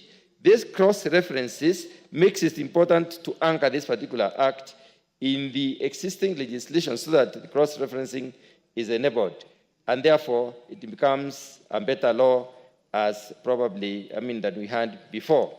Honourable Speaker, I also underlook at clause 4, especially where we are talking about the cooperative principles. And it is violation of these principles which led to the collapse of the cooperatives. The principle of voluntary and open membership. When members are put into a cooperative and they do not agree, there is no homogeneity of the membership. There is no tying, glue for the members, then we have a problem. Democratic, member control. Democracy lacks in quite a number of cooperatives. We have sub-levels of dictatorship, and this makes it impossible for cooperatives to run properly. When you look at the economic participation by the members, decisions made sometimes in some of the cooperatives lend to misuse of resources for the former cooperatives, and therefore the cooperatives, suffered. This needs to be looked into very carefully so that democracy persists and economic participation of the members is honored in a way that it will help the cooperatives to grow. So the cooperative principle is key in terms of serving how we move forward in dealing with these cooperatives. Honourable Speaker, looking at the establishment, Honourable Speaker, protect me from the majority whip who seems to be shouting. I don't know what he's trying to say. If he has any contribution, he should do it in an orderly manner so that we can listen to him. Honourable Speaker, I want to pick out two key positions. The position of the Commissioner of Cooperatives at the national level and the position of the Commissioner, of the Director of Cooperatives at the county level. These two positions are key, Honourable Speaker, and if the functions of these positions are not properly honored, then we cannot have we cannot have progressive cooperatives in this country. Honourable Speaker, these are two positions that need to be vetted by this House so that people can be put to task to explain to the Kenyans the kind of honoring of issues and how they will structure their business in terms of developing the cooperatives in this country. Honourable Speaker, when you look at the, there is a clause, clause 14, 2B. Honourable Speaker, the Director of Cooperatives at the county level is given a function of carrying out inspections into the affairs of the cooperatives in the county. Honourable Speaker, let me pause to discuss this particular issue. And this is one of the issues that could have led to the collapse of cooperatives. Honourable Speaker, when somebody is given the mandate or the power to inspect cooperatives, and that goes further to give them the leeway to take decisions, and especially decisions these are decisions that lead to the development of those cooperatives. And such a person can revert or reverse such a decision by the leadership of the cooperatives. This is one of the problems that led to the collapse of the cooperatives. Because members of our cooperatives have developed their own strategy, they design their own way of doing business, and they make decisions. Once their decision is affected or changed by an individual who does not even belong to the cooperatives, then it makes the cooperative membership uncomfortable, and therefore it is possible that these cooperatives may not move on as probably expected. Honourable Speaker, I would like to also mention clause number 14. No, that is 14. Clause number 19. Clause number 19. When you look at clause number 19, we have the structure of different cooperatives. The primary cooperatives, the secondary cooperatives, the cooperative federations, and the apex. The fact that we have this tiered arrangement of cooperatives should completely delink it. The honoring should not be be associated with the power to manage the issues of the cooperatives under. In other words, secondary cooperatives should not lord over primary cooperatives. The apex cooperative union should not lord over the others which are below it. And therefore, it is important for us to take caution on that particular issue. Honourable Speaker, clause 25E, which speaks to the fact that one of the roles of the Apex Cooperative is to provide mechanism and framework for alternative dispute resolution for the cooperatives.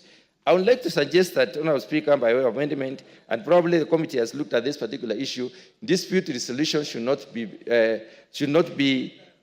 in an institution. We should set an independent body to deal with disputes within the cooperatives so that we do not bring in mischief that probably would lead to problems.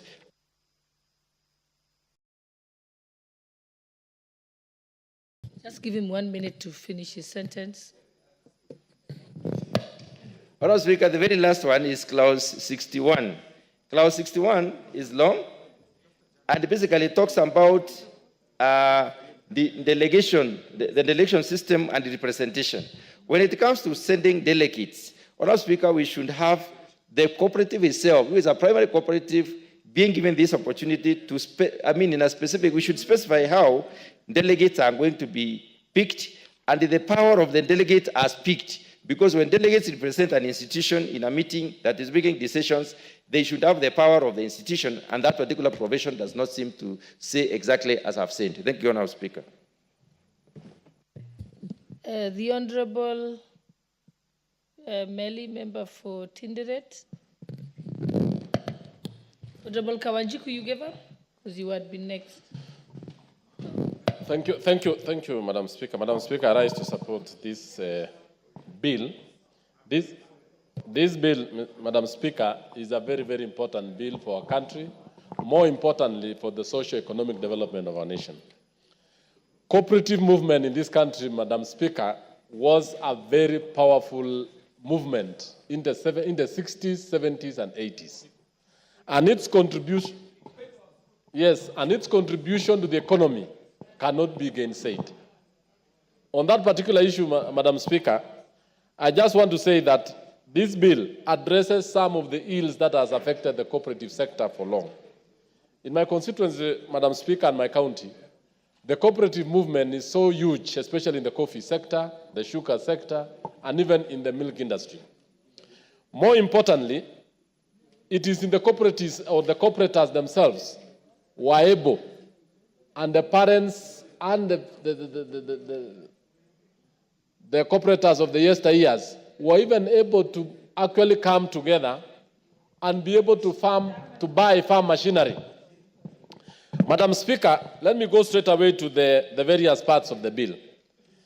That this bill seeks to actually re-establish the cooperative movement in this country. Of the Commissioner for Cooperative Development and at the national level, and the Office of the Director of Cooperatives at the county level.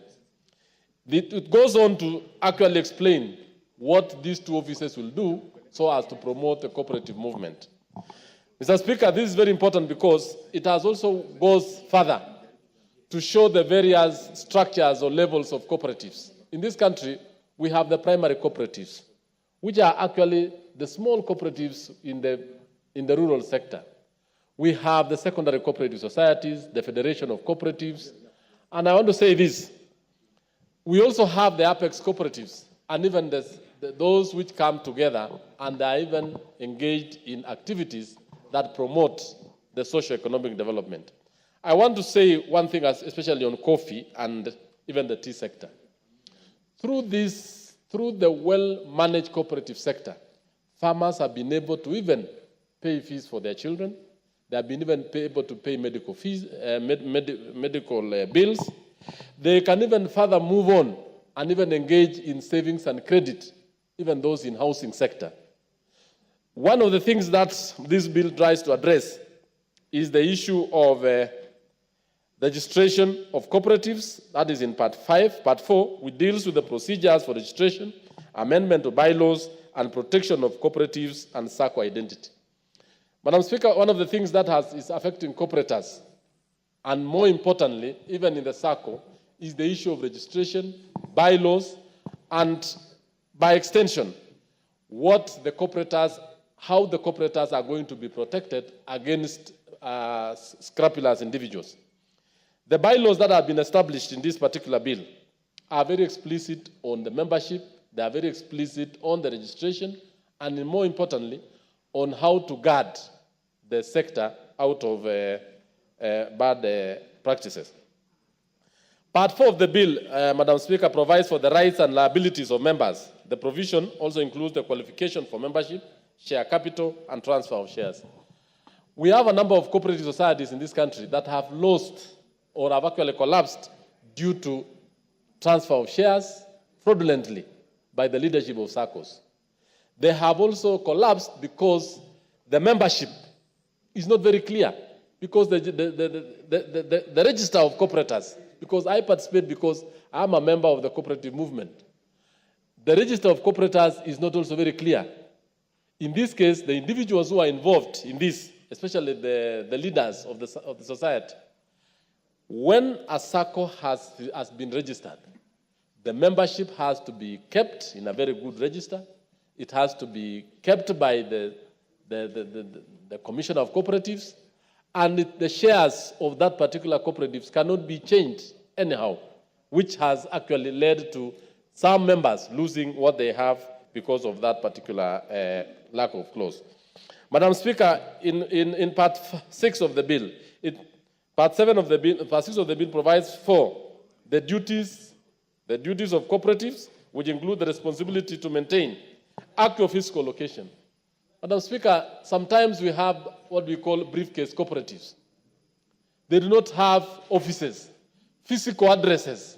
Madam Speaker, there's a lot of importance on a physical address. At times, many people take it for granted why we need a physical office. It is for the members to know and to be able to fix the kind of place and time they can meet regularly. Instances where briefcase cooperatives have been established, members have been swindled. In this particular case, Madam Speaker, it also gives it also provides actual physical location, copies of the Act and the bylaws, preparation of the budget and books of accounts. All these particular are very important. It is not, a cooperative cannot be run by word of mouth. All the audited accounts, they shall be provided for to the members. And this bill is actually very important because as the members sit, as the members invest, they should know that all those verifiable documents, like the books of accounts, all what the SACCO is doing, actually in that particular place. On the other issue, Madam Speaker, protect me from the majority whip, who is not interested in the cooperative movement, it looks like. Because you moved it, but you allow us to really tell the public the importance of this. You have a very good document, majority whip, which we need to tell the public why they need to support it. Madam Speaker, on part 8 of the bill provides for the procedures for the amalgamation and division in cooperatives, including primary and secondary cooperatives, more so resolutions, notification, and creditors' distributions of assets and liabilities, and the role of the Commissioner of Cooperatives. This is an aspect where, at times, cooperatives do merge. And I want to say this as a member and a leader in the cooperative movement. Where some small cooperatives merge because of their economies of scale. We've seen a number of smaller cooperatives, actually splinter cooperatives, getting out of the big ones. We want to advise the crop-based cooperatives, the housing-based cooperatives, and even the salaried, or what we call the SACCOs-based cooperatives. It is good for them to really merge. And when they merge, they should know that their rights, their privileges, and even what they are owed are always protected because of this particular part of the bill. With those many remarks, Madam Speaker, I want to say that this bill is very important, very vital for our economy, and more importantly, for the development of the cooperative sector. I want to say that counties like agriculture cooperatives is very, very vital in the devolution movement. And the creation of the what we call the cooperative technical forum committee, which is government relations committee, will be able to will enable the national government and the county government to relate well, especially in improving cooperative movement in this country. I support this particular bill, Madam Speaker. Thank you. The Honourable Member for Likoni, Honourable Mishimboko. Thank you, Madam Speaker. Madam Speaker, I stand to support this bill by Honourable Osoro. Honourable Speaker, this bill talks about cooperative movement in our country, and more so in particular, the Saving and Credit Cooperative Organization, what we call SACCO. Madam Speaker, this cooperative, they are very instrumental in terms of pooling capitals or other resources, Honorable Speaker. Honorable Speaker, they also facilitate job creation, they also facilitate economic growth and social development, Madam Speaker. Madam Speaker, I'm very much impressed by this bill because it talks about 4-tier cooperative structure. The first structure is the primary cooperative, where members can engage directly. The second one, it talks about secondary cooperative, where there is what we call mutual support within the members. There is what also we call cooperative federation, where it talks about the network of the cooperatives. And we have what we call apex cooperatives, which is the highest level, which takes all the cooperatives together. Madam Speaker, having these 4 tiers, it means the governance and accountability is going to be very clear. And that is why we are going to avoid so many wrangles and to ensure that members benefit as members of the cooperative. Madam Speaker, if I look on clause 11.1, which I quote, it states, there is established in each county the office of the county director of cooperatives. Madam Speaker, this means there will be a new breath of life for our local economies. It means the administrative functions will go closer to the members at the grassroots level. Because, Madam Speaker, when you are talking about devolution, devolution has to go in so many aspects. And that is why having that director at the grassroots level, or rather at the county level, it means even more bureaucracies which are at the national level are going to be avoided.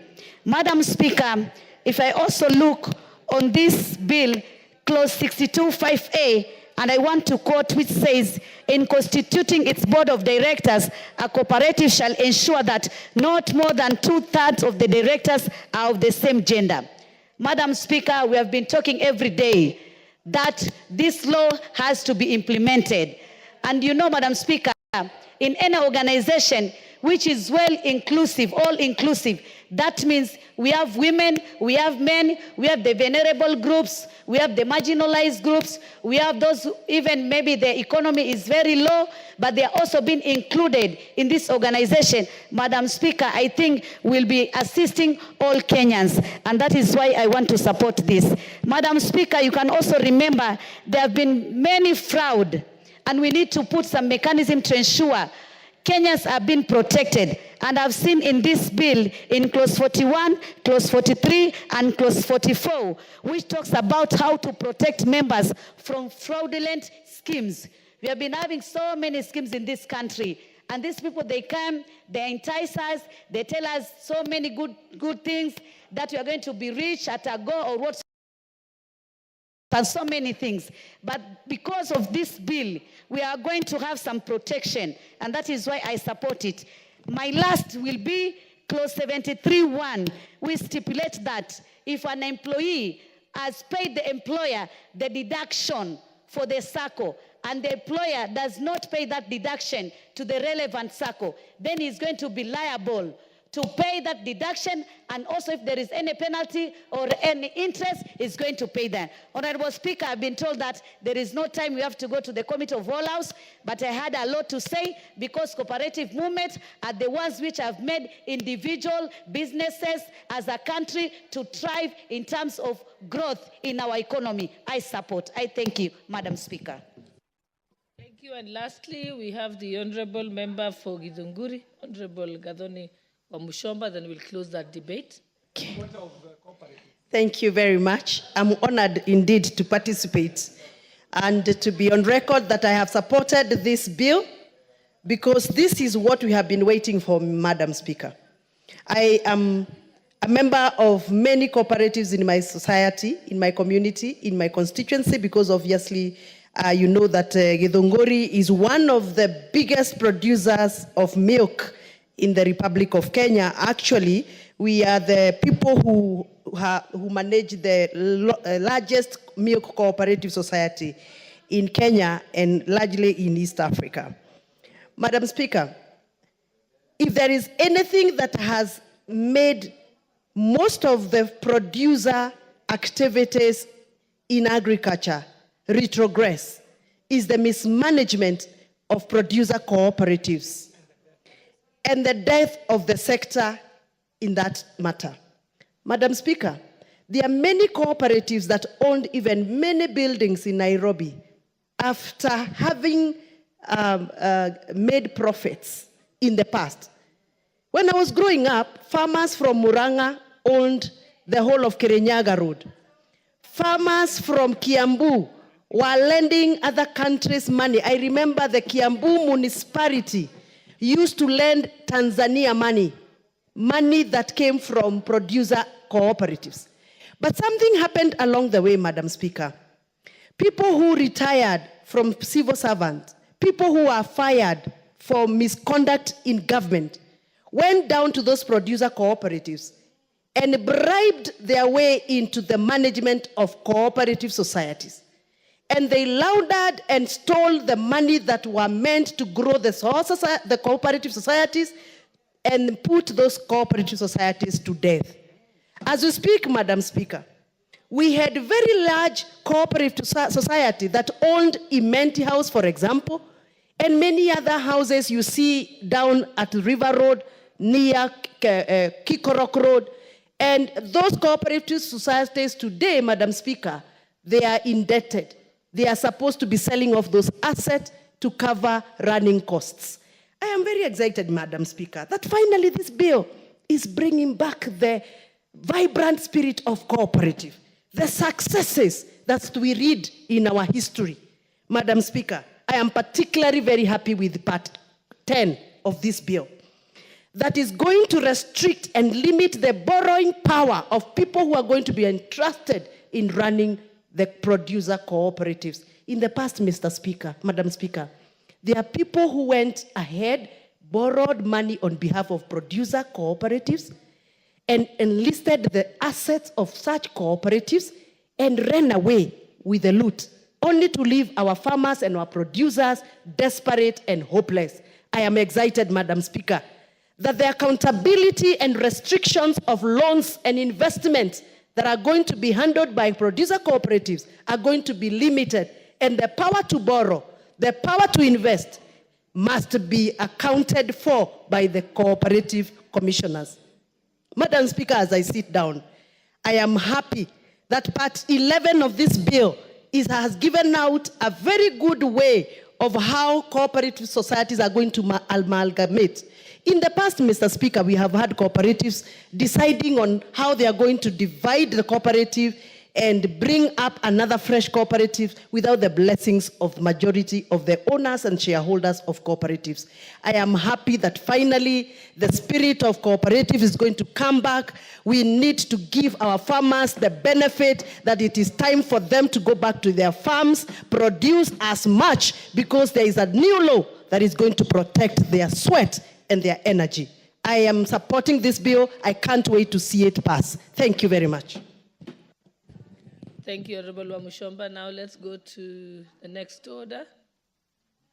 Sorry, I forgot. Where is the mover? Mover, you may proceed. Okay. Honorable Speaker.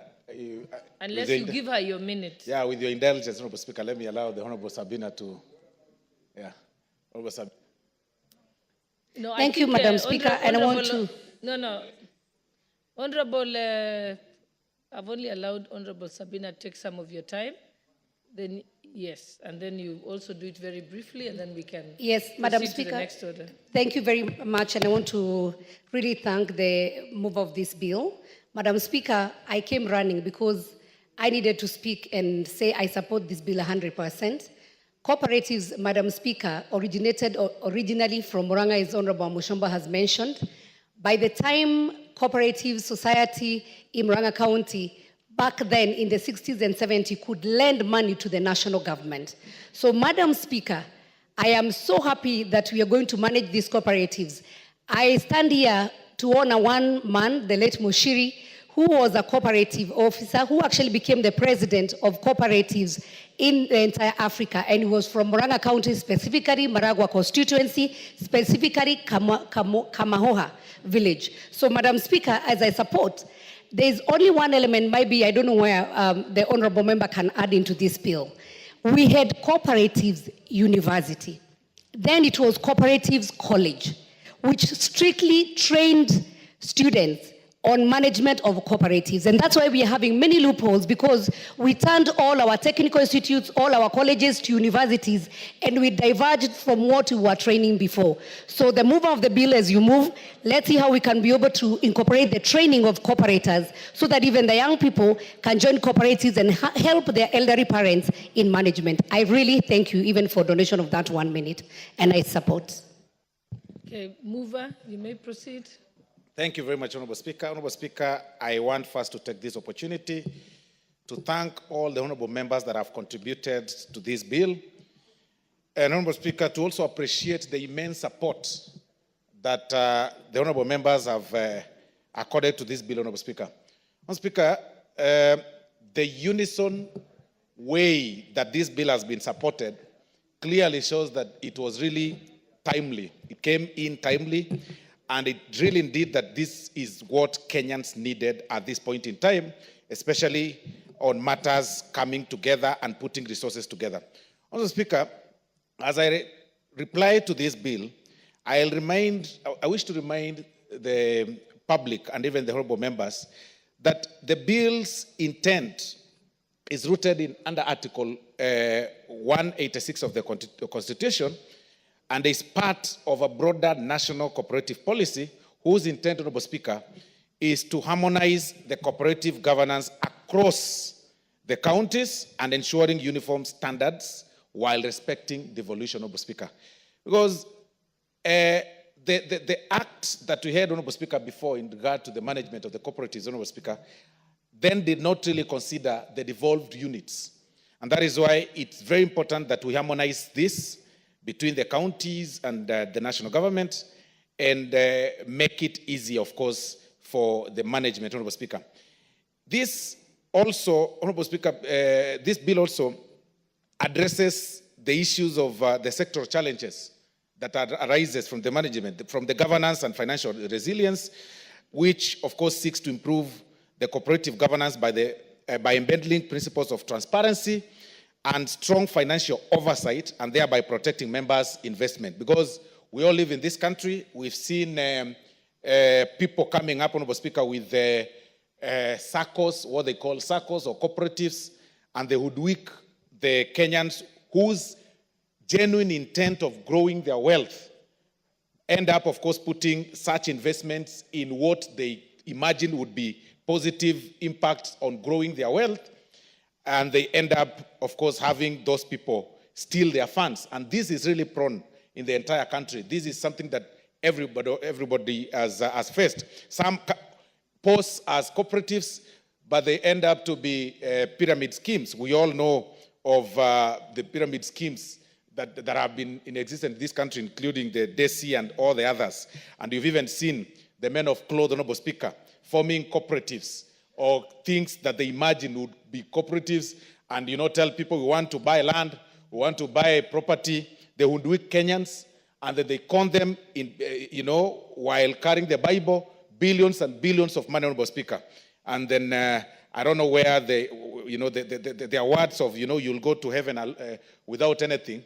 I don't know whether themselves, as men of cloth, will be going to heaven carrying those billions that they've stolen from people in the name of cooperatives, Honorable Speaker. So this bill seeks to resolve such challenges because of the nature of management and transparency that is involved in this whole in this bill, Honorable Speaker, and the structure of governance, which is with the clear operational structures, it really help in guarding the resources of the members of the public, Honorable Speaker.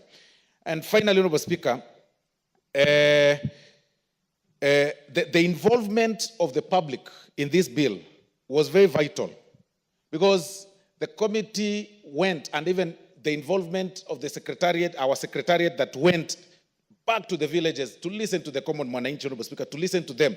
You will see the burning desire the common man has, the burning desire the Kenyans have in having their investment put in safe places, the investment packaged in good places where they can put their trust in.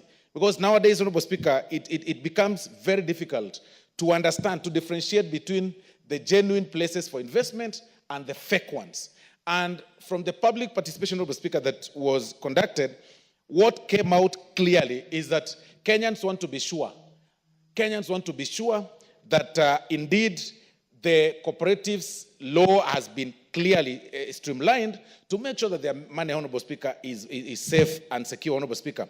And the bill, as drafted, Honorable Speaker, has really been simplified for any person to understand in a very basic language, very, very basic, from the level of dividing the tires, primary tire, secondary tire, tertiary tire, just to make Kenyans understand that it's a very basic, it's a law that incorporates all their demands, but with very basic terms of reference or language that is easily understandable, Honorable Speaker. So I really want to appreciate the members for supporting this bill, which is very crucial for a sustainable, competitive cooperative sector aligned with the national cooperative policy, Honorable Speaker. So by passing this legislation, Honorable Speaker, this floor, Honorable Speaker, will support, this House, Honorable Speaker, will support a modern cooperative sector that upholds cooperative principles, strengthens economic inclusion, and fosters unity across Kenya's counties. Thank you, Honorable Speaker. I beg to reply. Thank you. Thank you.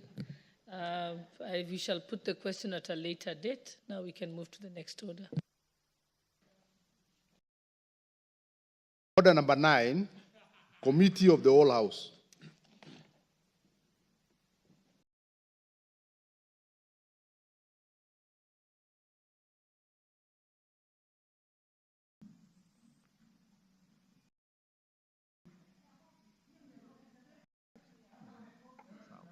So mkubaliana mwanze na Technopolis.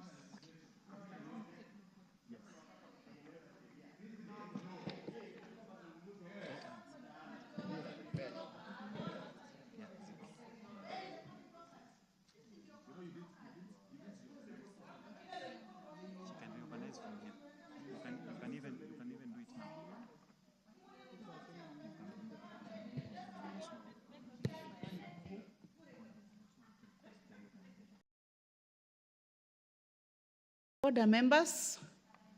Before we start, I'll give the first opportunity to the Honorable Osoro. Put on record the reorganization. Thank you very much, Honorable Chair. Honorable Chair, I seek your indulgence and the indulgence of this House to reorganize this order number 9, that we start from Roman 2, the Technopolis Bill, National Assembly Bill number 6 of 2024, and then finish with the coffee bill, Honorable Speaker. So we just swap 2 to 1 and 1 gets to 2, Honorable Speaker. Thank you.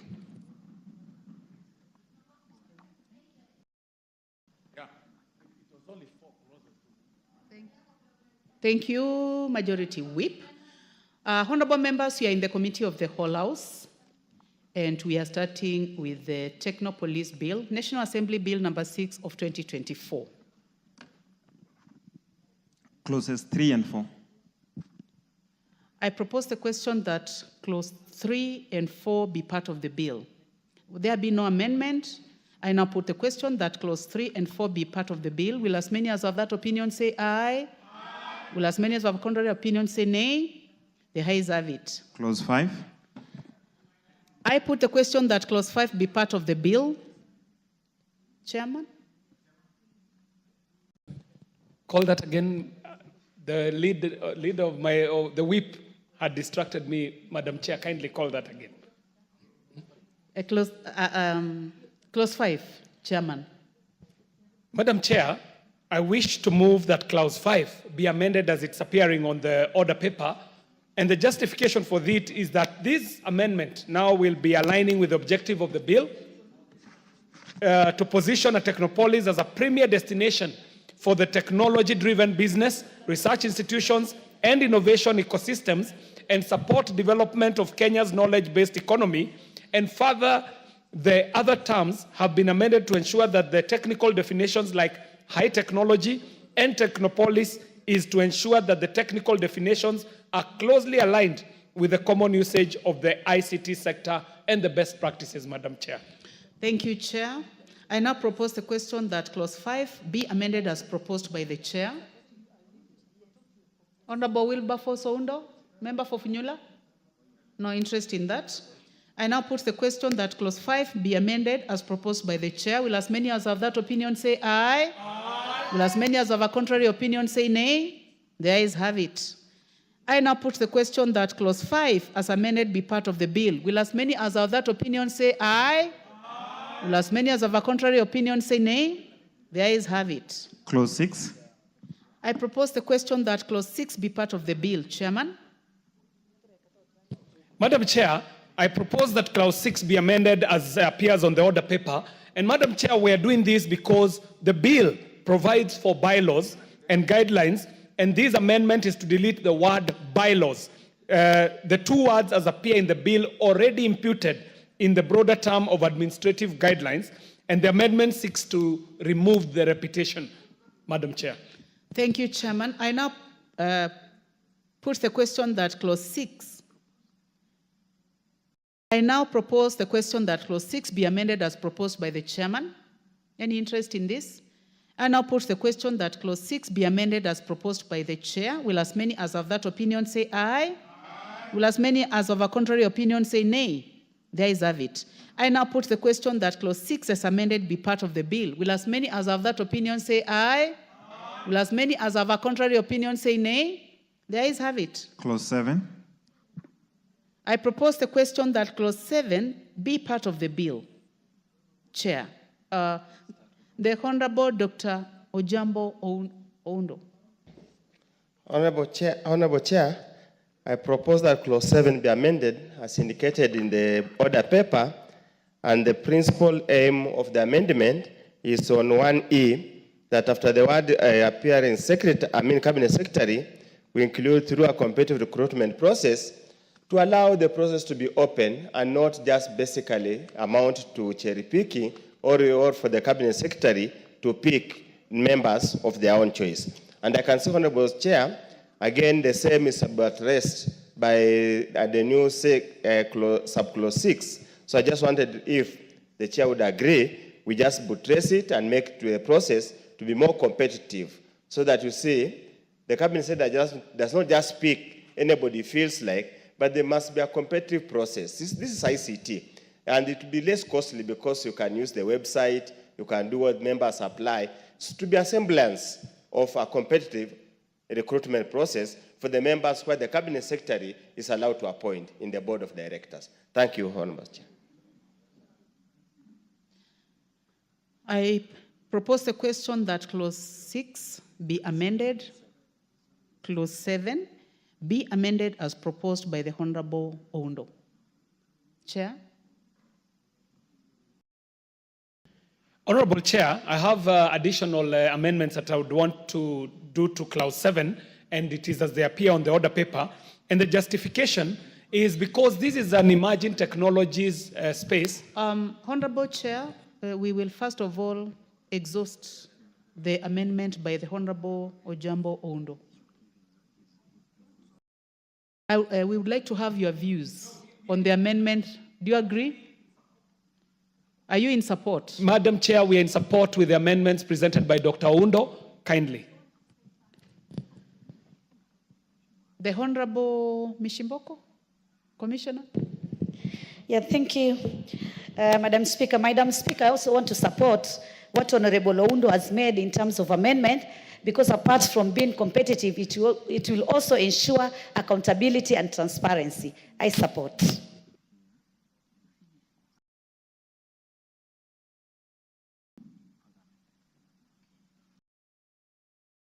So I now put the question that clause 7 be amended as proposed by the Honorable Ondo. Will as many as are of that opinion say aye?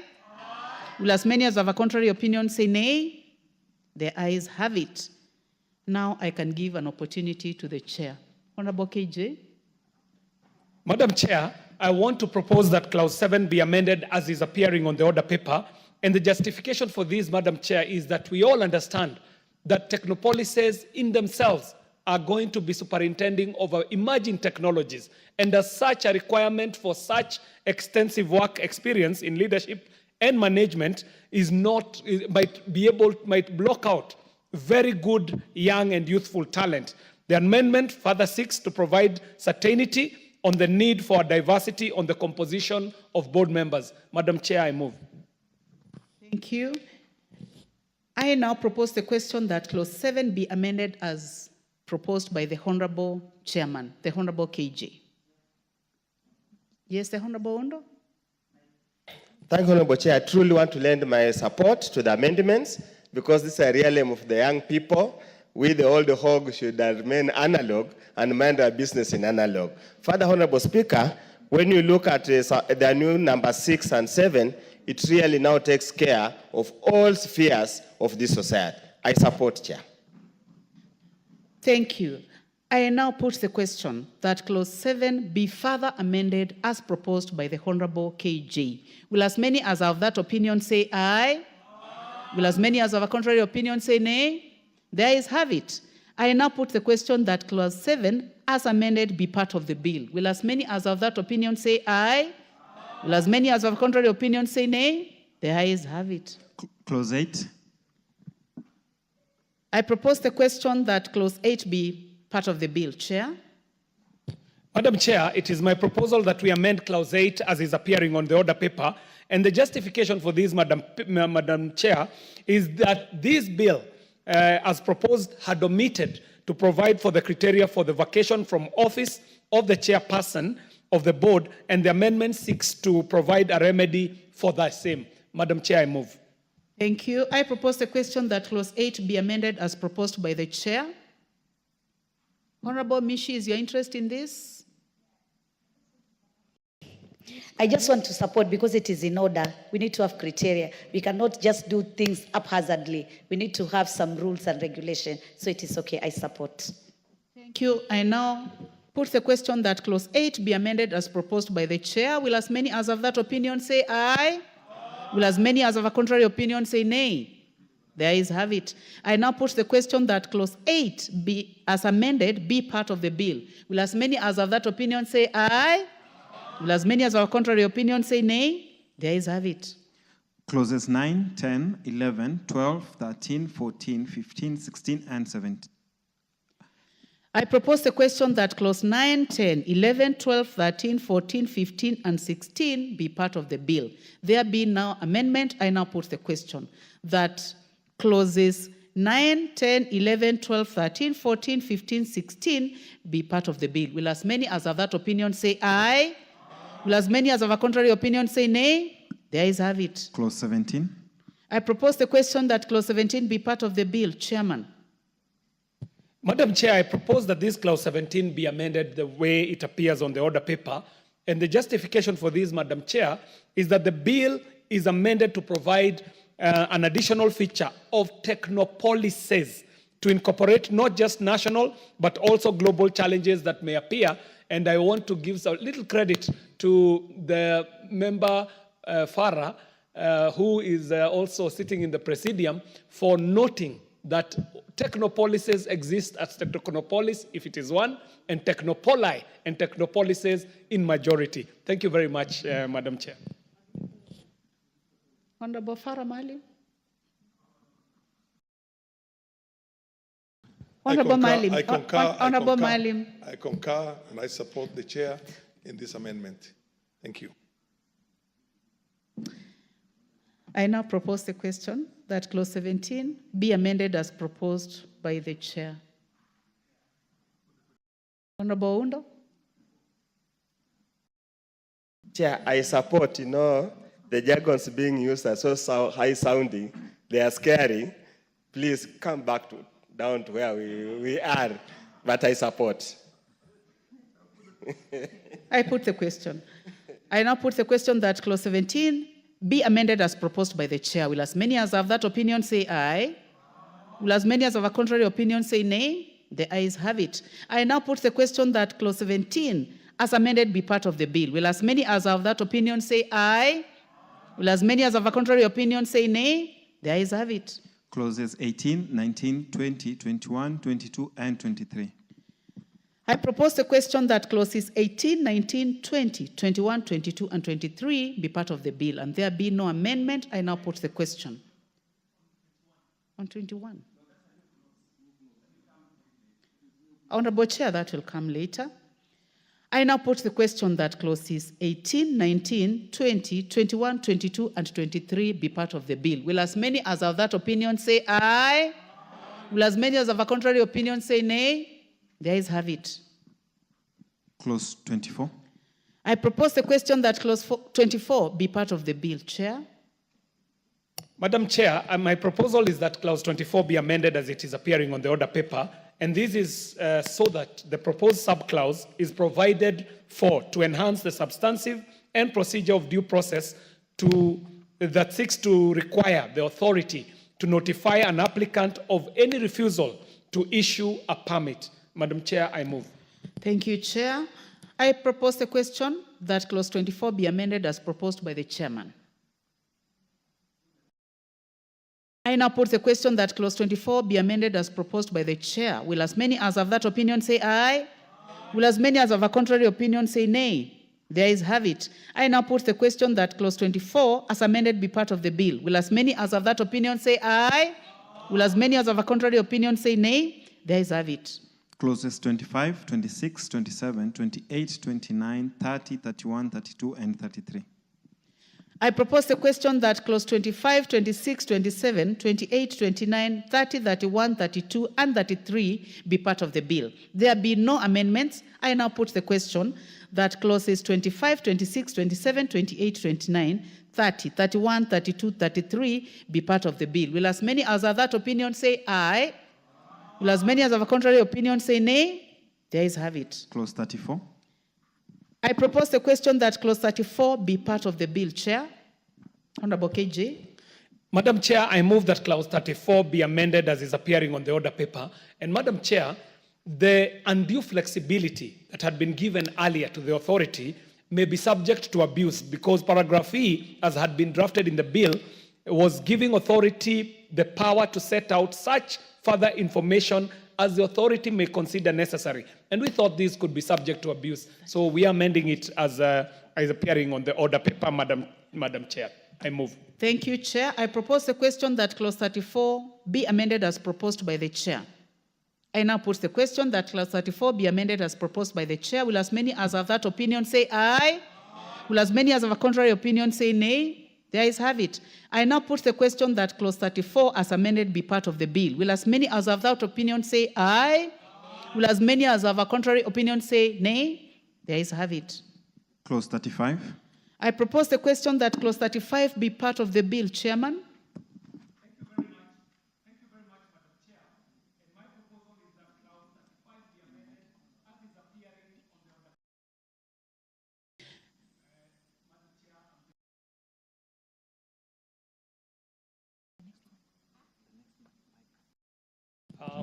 I'm depending on my tab here, so let me use this one. Madam Chair, it is my proposal that we amend clause 35 as is appearing on the order paper. And why we are doing this, Madam Chair, is because the review and appeal clause provides an internal dispute resolution mechanism of the first instance before the aggrieved parties elect to go to the courts of law. Madam Chair, I move. Thank you. I propose the question that clause 35 be amended as proposed by the chair. Honorable Professor Undo. Chair, please, you see, when you delete the clause 35 in entirety and replace it in what you have provided here, yet in the bill, clause 35 had two parts, and part 2 provided for the timelines in which to make the decision. Are there any internal mechanism to ensure, as it has been contemplated here, that that review is made and communicated to the applicant within 30 days of receipt of the request. Thank you, Chair. Chairman, Honorable KJ. Madam Chair, we can retain the timelines, but provide for this remedy, Madam Chair, so that what we are doing is getting rid of of 35.1 is what we are replacing with the amendment, and then we are able to retain 2 so that we keep the timelines as within 30 days of receipt of request. And thank you very much, Daktari.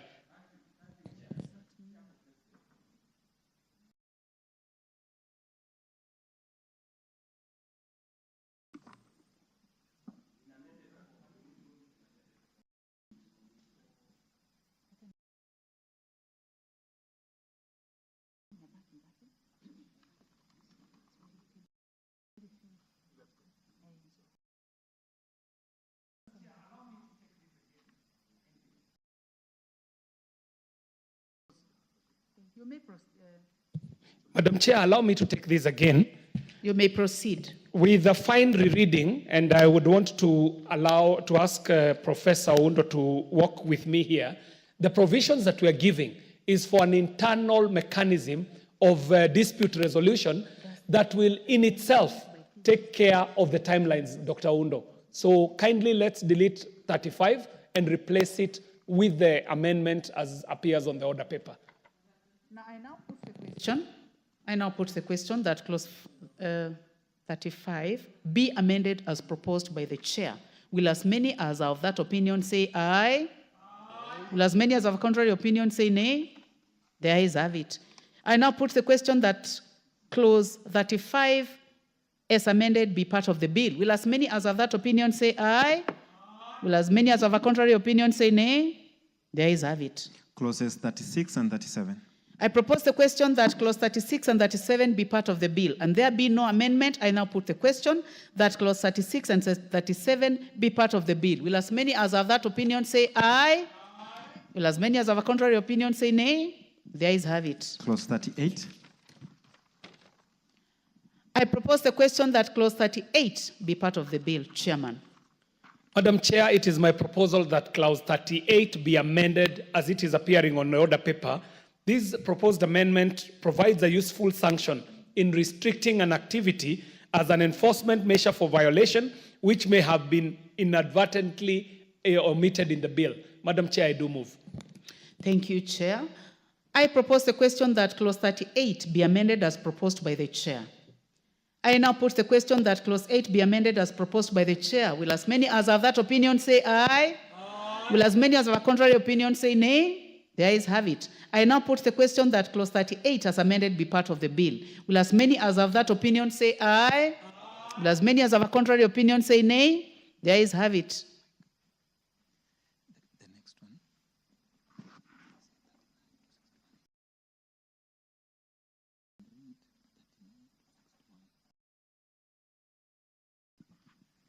Clauses 39, 40, 41, 42, 43, 44, 45, 46, 47, 48, 49, 50, 51, 52, 53, 54, 55, 56, 57, 58, 59, 60, and 61.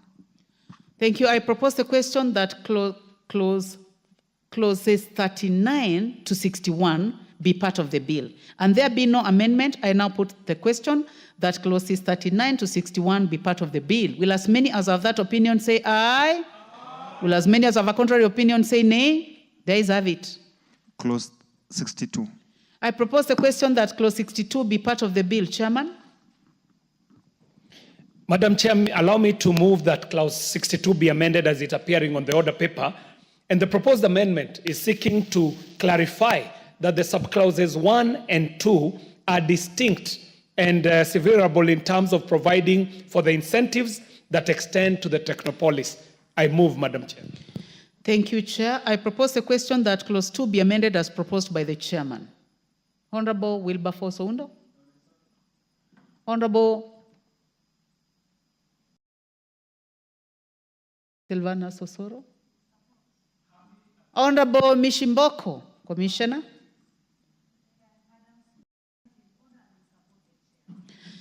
Thank you. I now put the question that clause 62 be amended as proposed by the chair. Will as many as have that opinion say aye? Will as many as have contrary opinion say nay? There is have it. I now put the question that clause 62 as amended be part of the bill. Will as many as have that opinion say aye? Will as many as have a contrary opinion say nay? There is have it. Clause 63. I propose the question that clause 63 be part of the bill, and there be no amendment. I now put the question that clause 63 be part of the bill. Will as many as have that opinion say aye? Will as many as have a contrary opinion say nay? There is have it. Clause 64. I propose the question that clause 64 be part of the bill. Chairman, you have an amendment.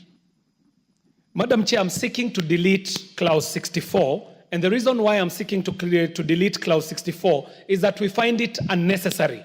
This is because all the penalties have been provided for in the specific provisions of the bill where an offense has been created. Madam Chair, I do move. Thank you. I propose the question that clause 64 be deleted as proposed by the chair. Yes, Honorable Professor. Probably chair needs to be a bit careful here.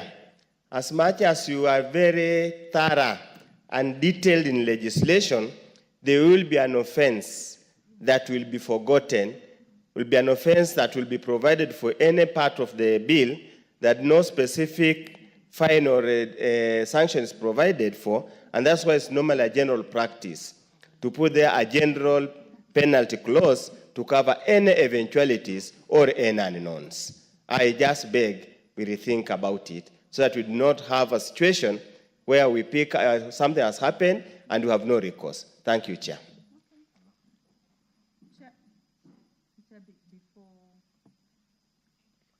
Before we come to you, I'll go to the Honorable Gishimo. Member for Gishogo. 142. Yeah, we are trying to trace you. We'll get you right now. Thank you, Honorable Chair. I think I support the chair, since where a penalty, where an offense or where there is an offense, it has to be prescribed in the law, and there's no need of legislating in vain. And if there are offenses that may not be covered under the Act, then there will also be an opportunity by the CS to do regulations and provide for more penalties. So I believe he is in order to delete a provision that is already in the Act in vain. Good. Honorable Zamzam. I also want to support Mr. Chair, given that the penalty is also very harsh, 5 million and 5 years in jail. I think maybe we can replace with something that is reasonable, and maybe if you can get in the other laws, then we are good to go. We can delete it. Thank you, Madam Chair. Thank you. The Honorable Dr. Mutunga. Chair, bearing in mind that as Chairman has said, they were very thorough. They have looked through the bill intensively, and they are sure that all the penalties have been provided for. I think it will be in order to delete. Thank you very much. Then lastly, the chair, can we proceed?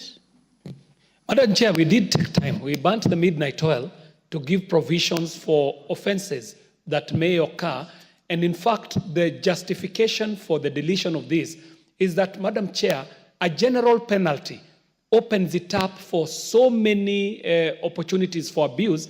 And it was the thinking of our committee that if there's another offense that is not thought of, it can live in a subsidiary regulation, not in the Mother Act, because the Mother Act does generally cover all foreseeable offenses. And if there was any of the nature that the professor is talking about, we believe that that can live in a subsidiary law. Thank you very much, Madam Chair, so that we do not legislate in vain.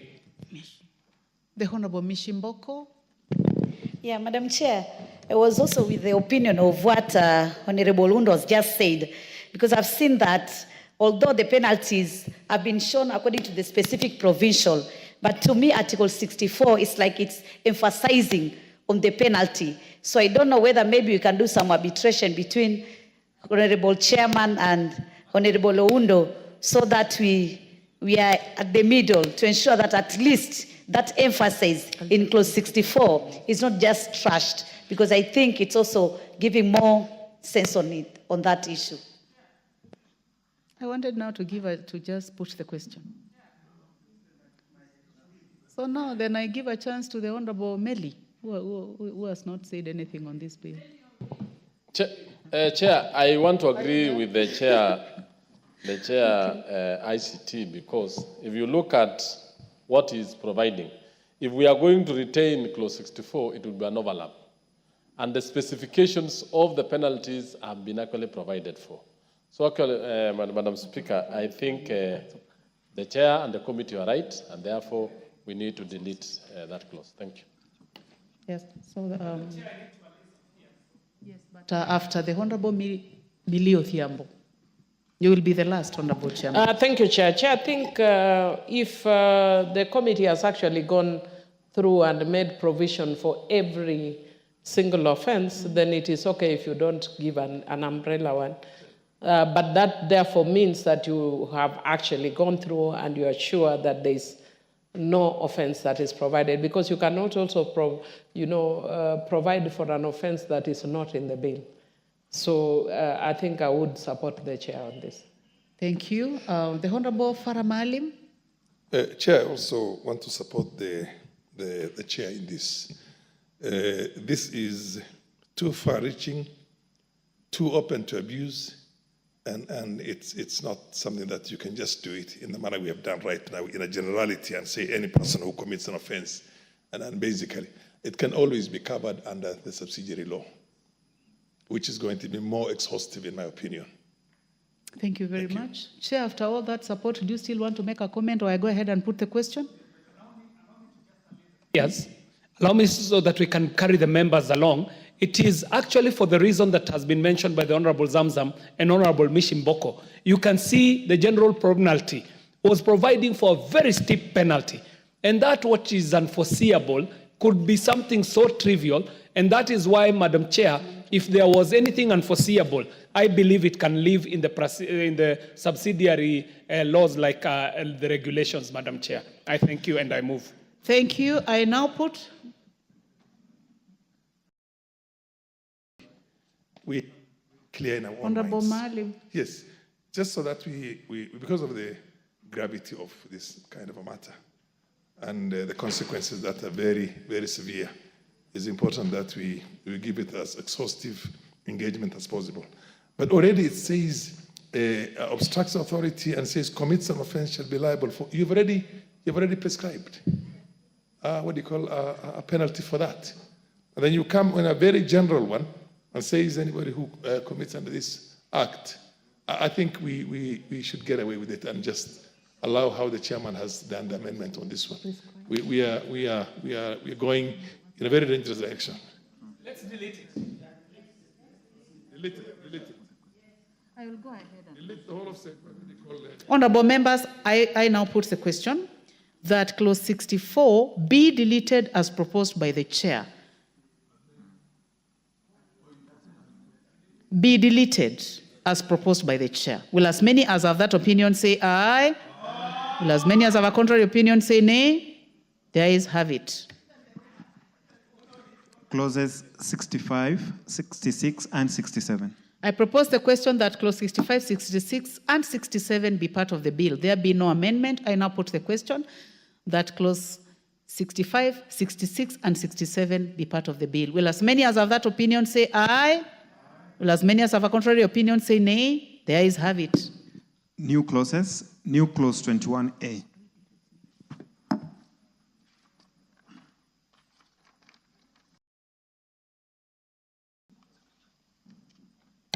I call upon the mover now to move second reading for this new clause. Madam Chair, allow me, because this is a new clause, to read it in its entirety.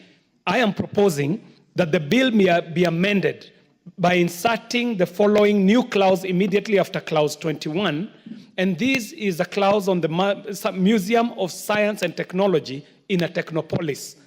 Madam Chair, it should now read as 21A. The authority shall establish and manage a museum. Madam Chair, kindly protect me or provide for.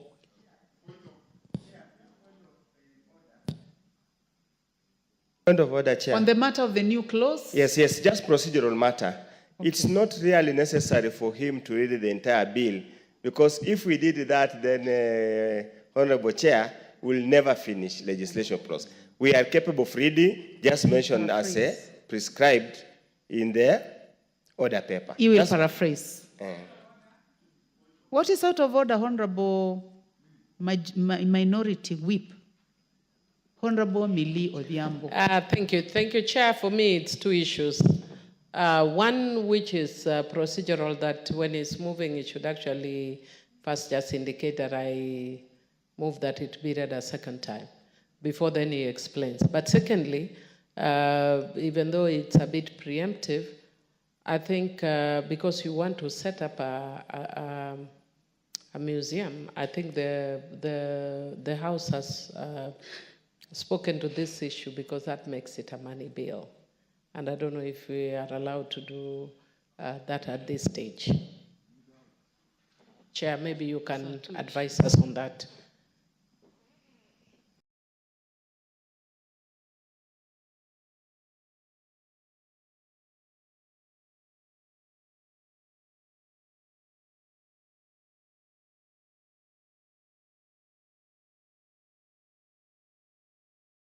They have gone through the office of the Speaker and they have been brought to the Committee of the Whole House. At this point in time, I would like to allow the Chair to proceed.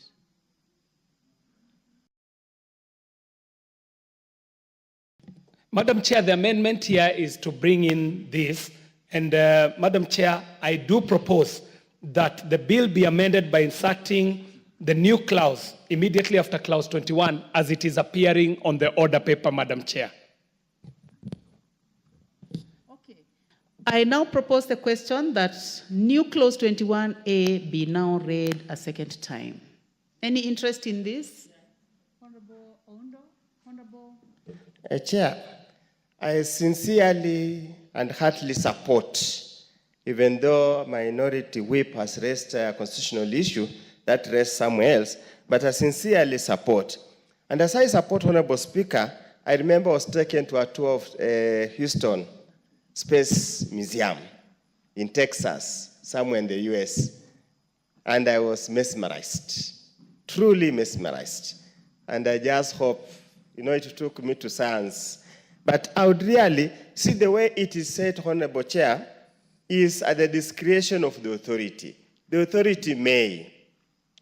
Can it make, because again, in this House, I think we had a motion that called for the establishment of a science museum, which I think, if I'm not so sure it has been adopted or not, can we make it mandatory? Because may is discretionary, it might never happen or it might happen. I was just wondering, probably you had a good reason why you chose to use the word may instead of just establish. Chairman, what is your comment on that? Madam Chair, it is actually not may. And I know the Wakilis here can tell us the difference between may and shall. Shall obligates, and may is as what Professor is saying. And the proposal, and that's why I was reading it, Madam Chair, but the proposal is that the authority shall establish and manage a museum of science and technology in a Technopolis. So it is shall.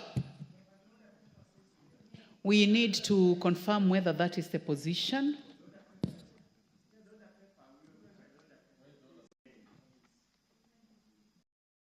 Reads may, unfortunately. I'm going to give a chance to the chair to consult 2 minutes. Yeah, please, the other paper reads may.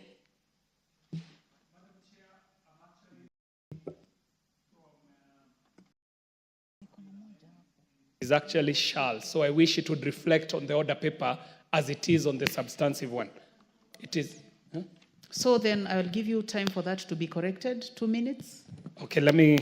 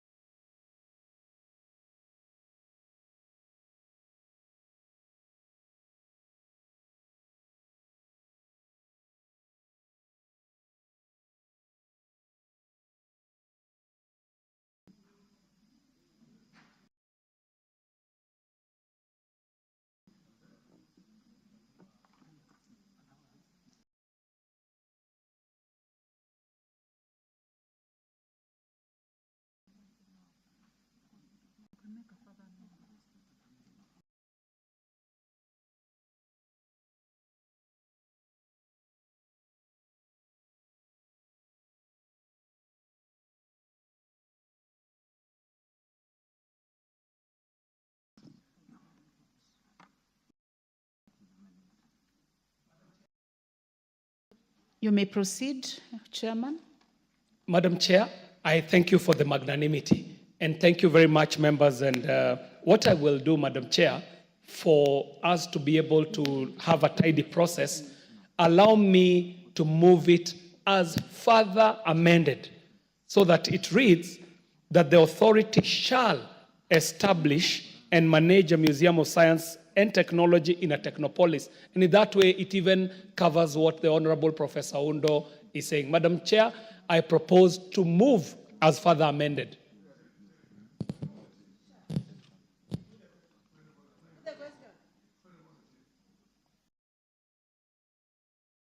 Honorable Farah? I want to concur with Honorable Millie Mabona. If it's definitely going to involve additional resources or resources for putting up that thing.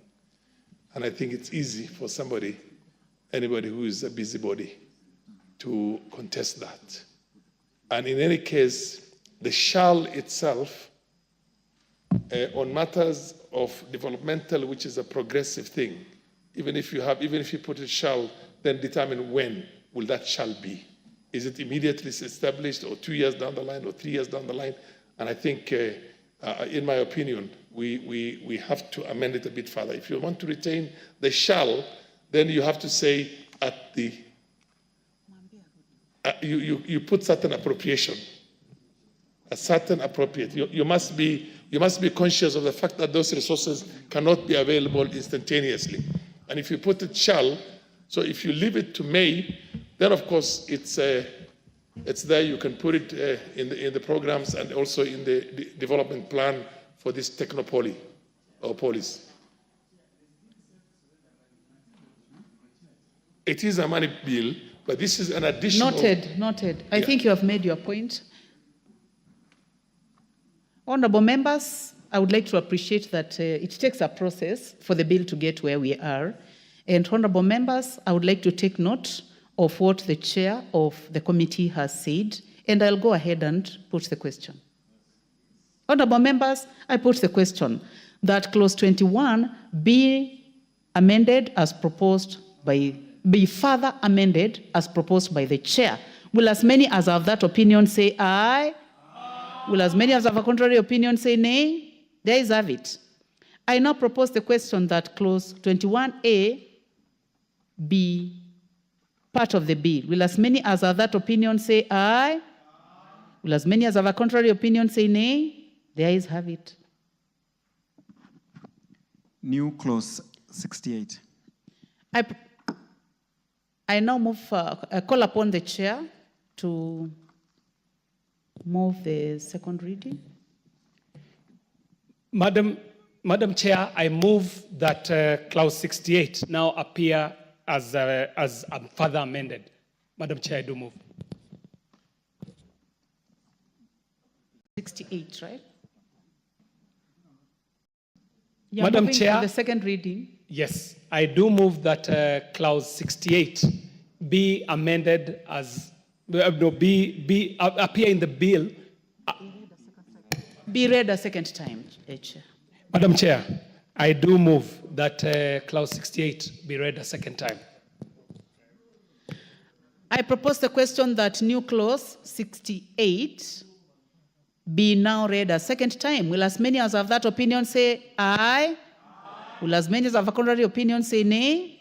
There is have it. I now propose the question that new clause 68 be part of the bill. Will as many as have that opinion say aye?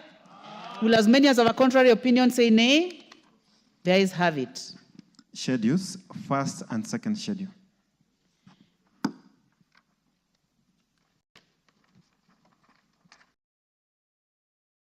I propose the question that the first and the second schedule be the schedule of the bill.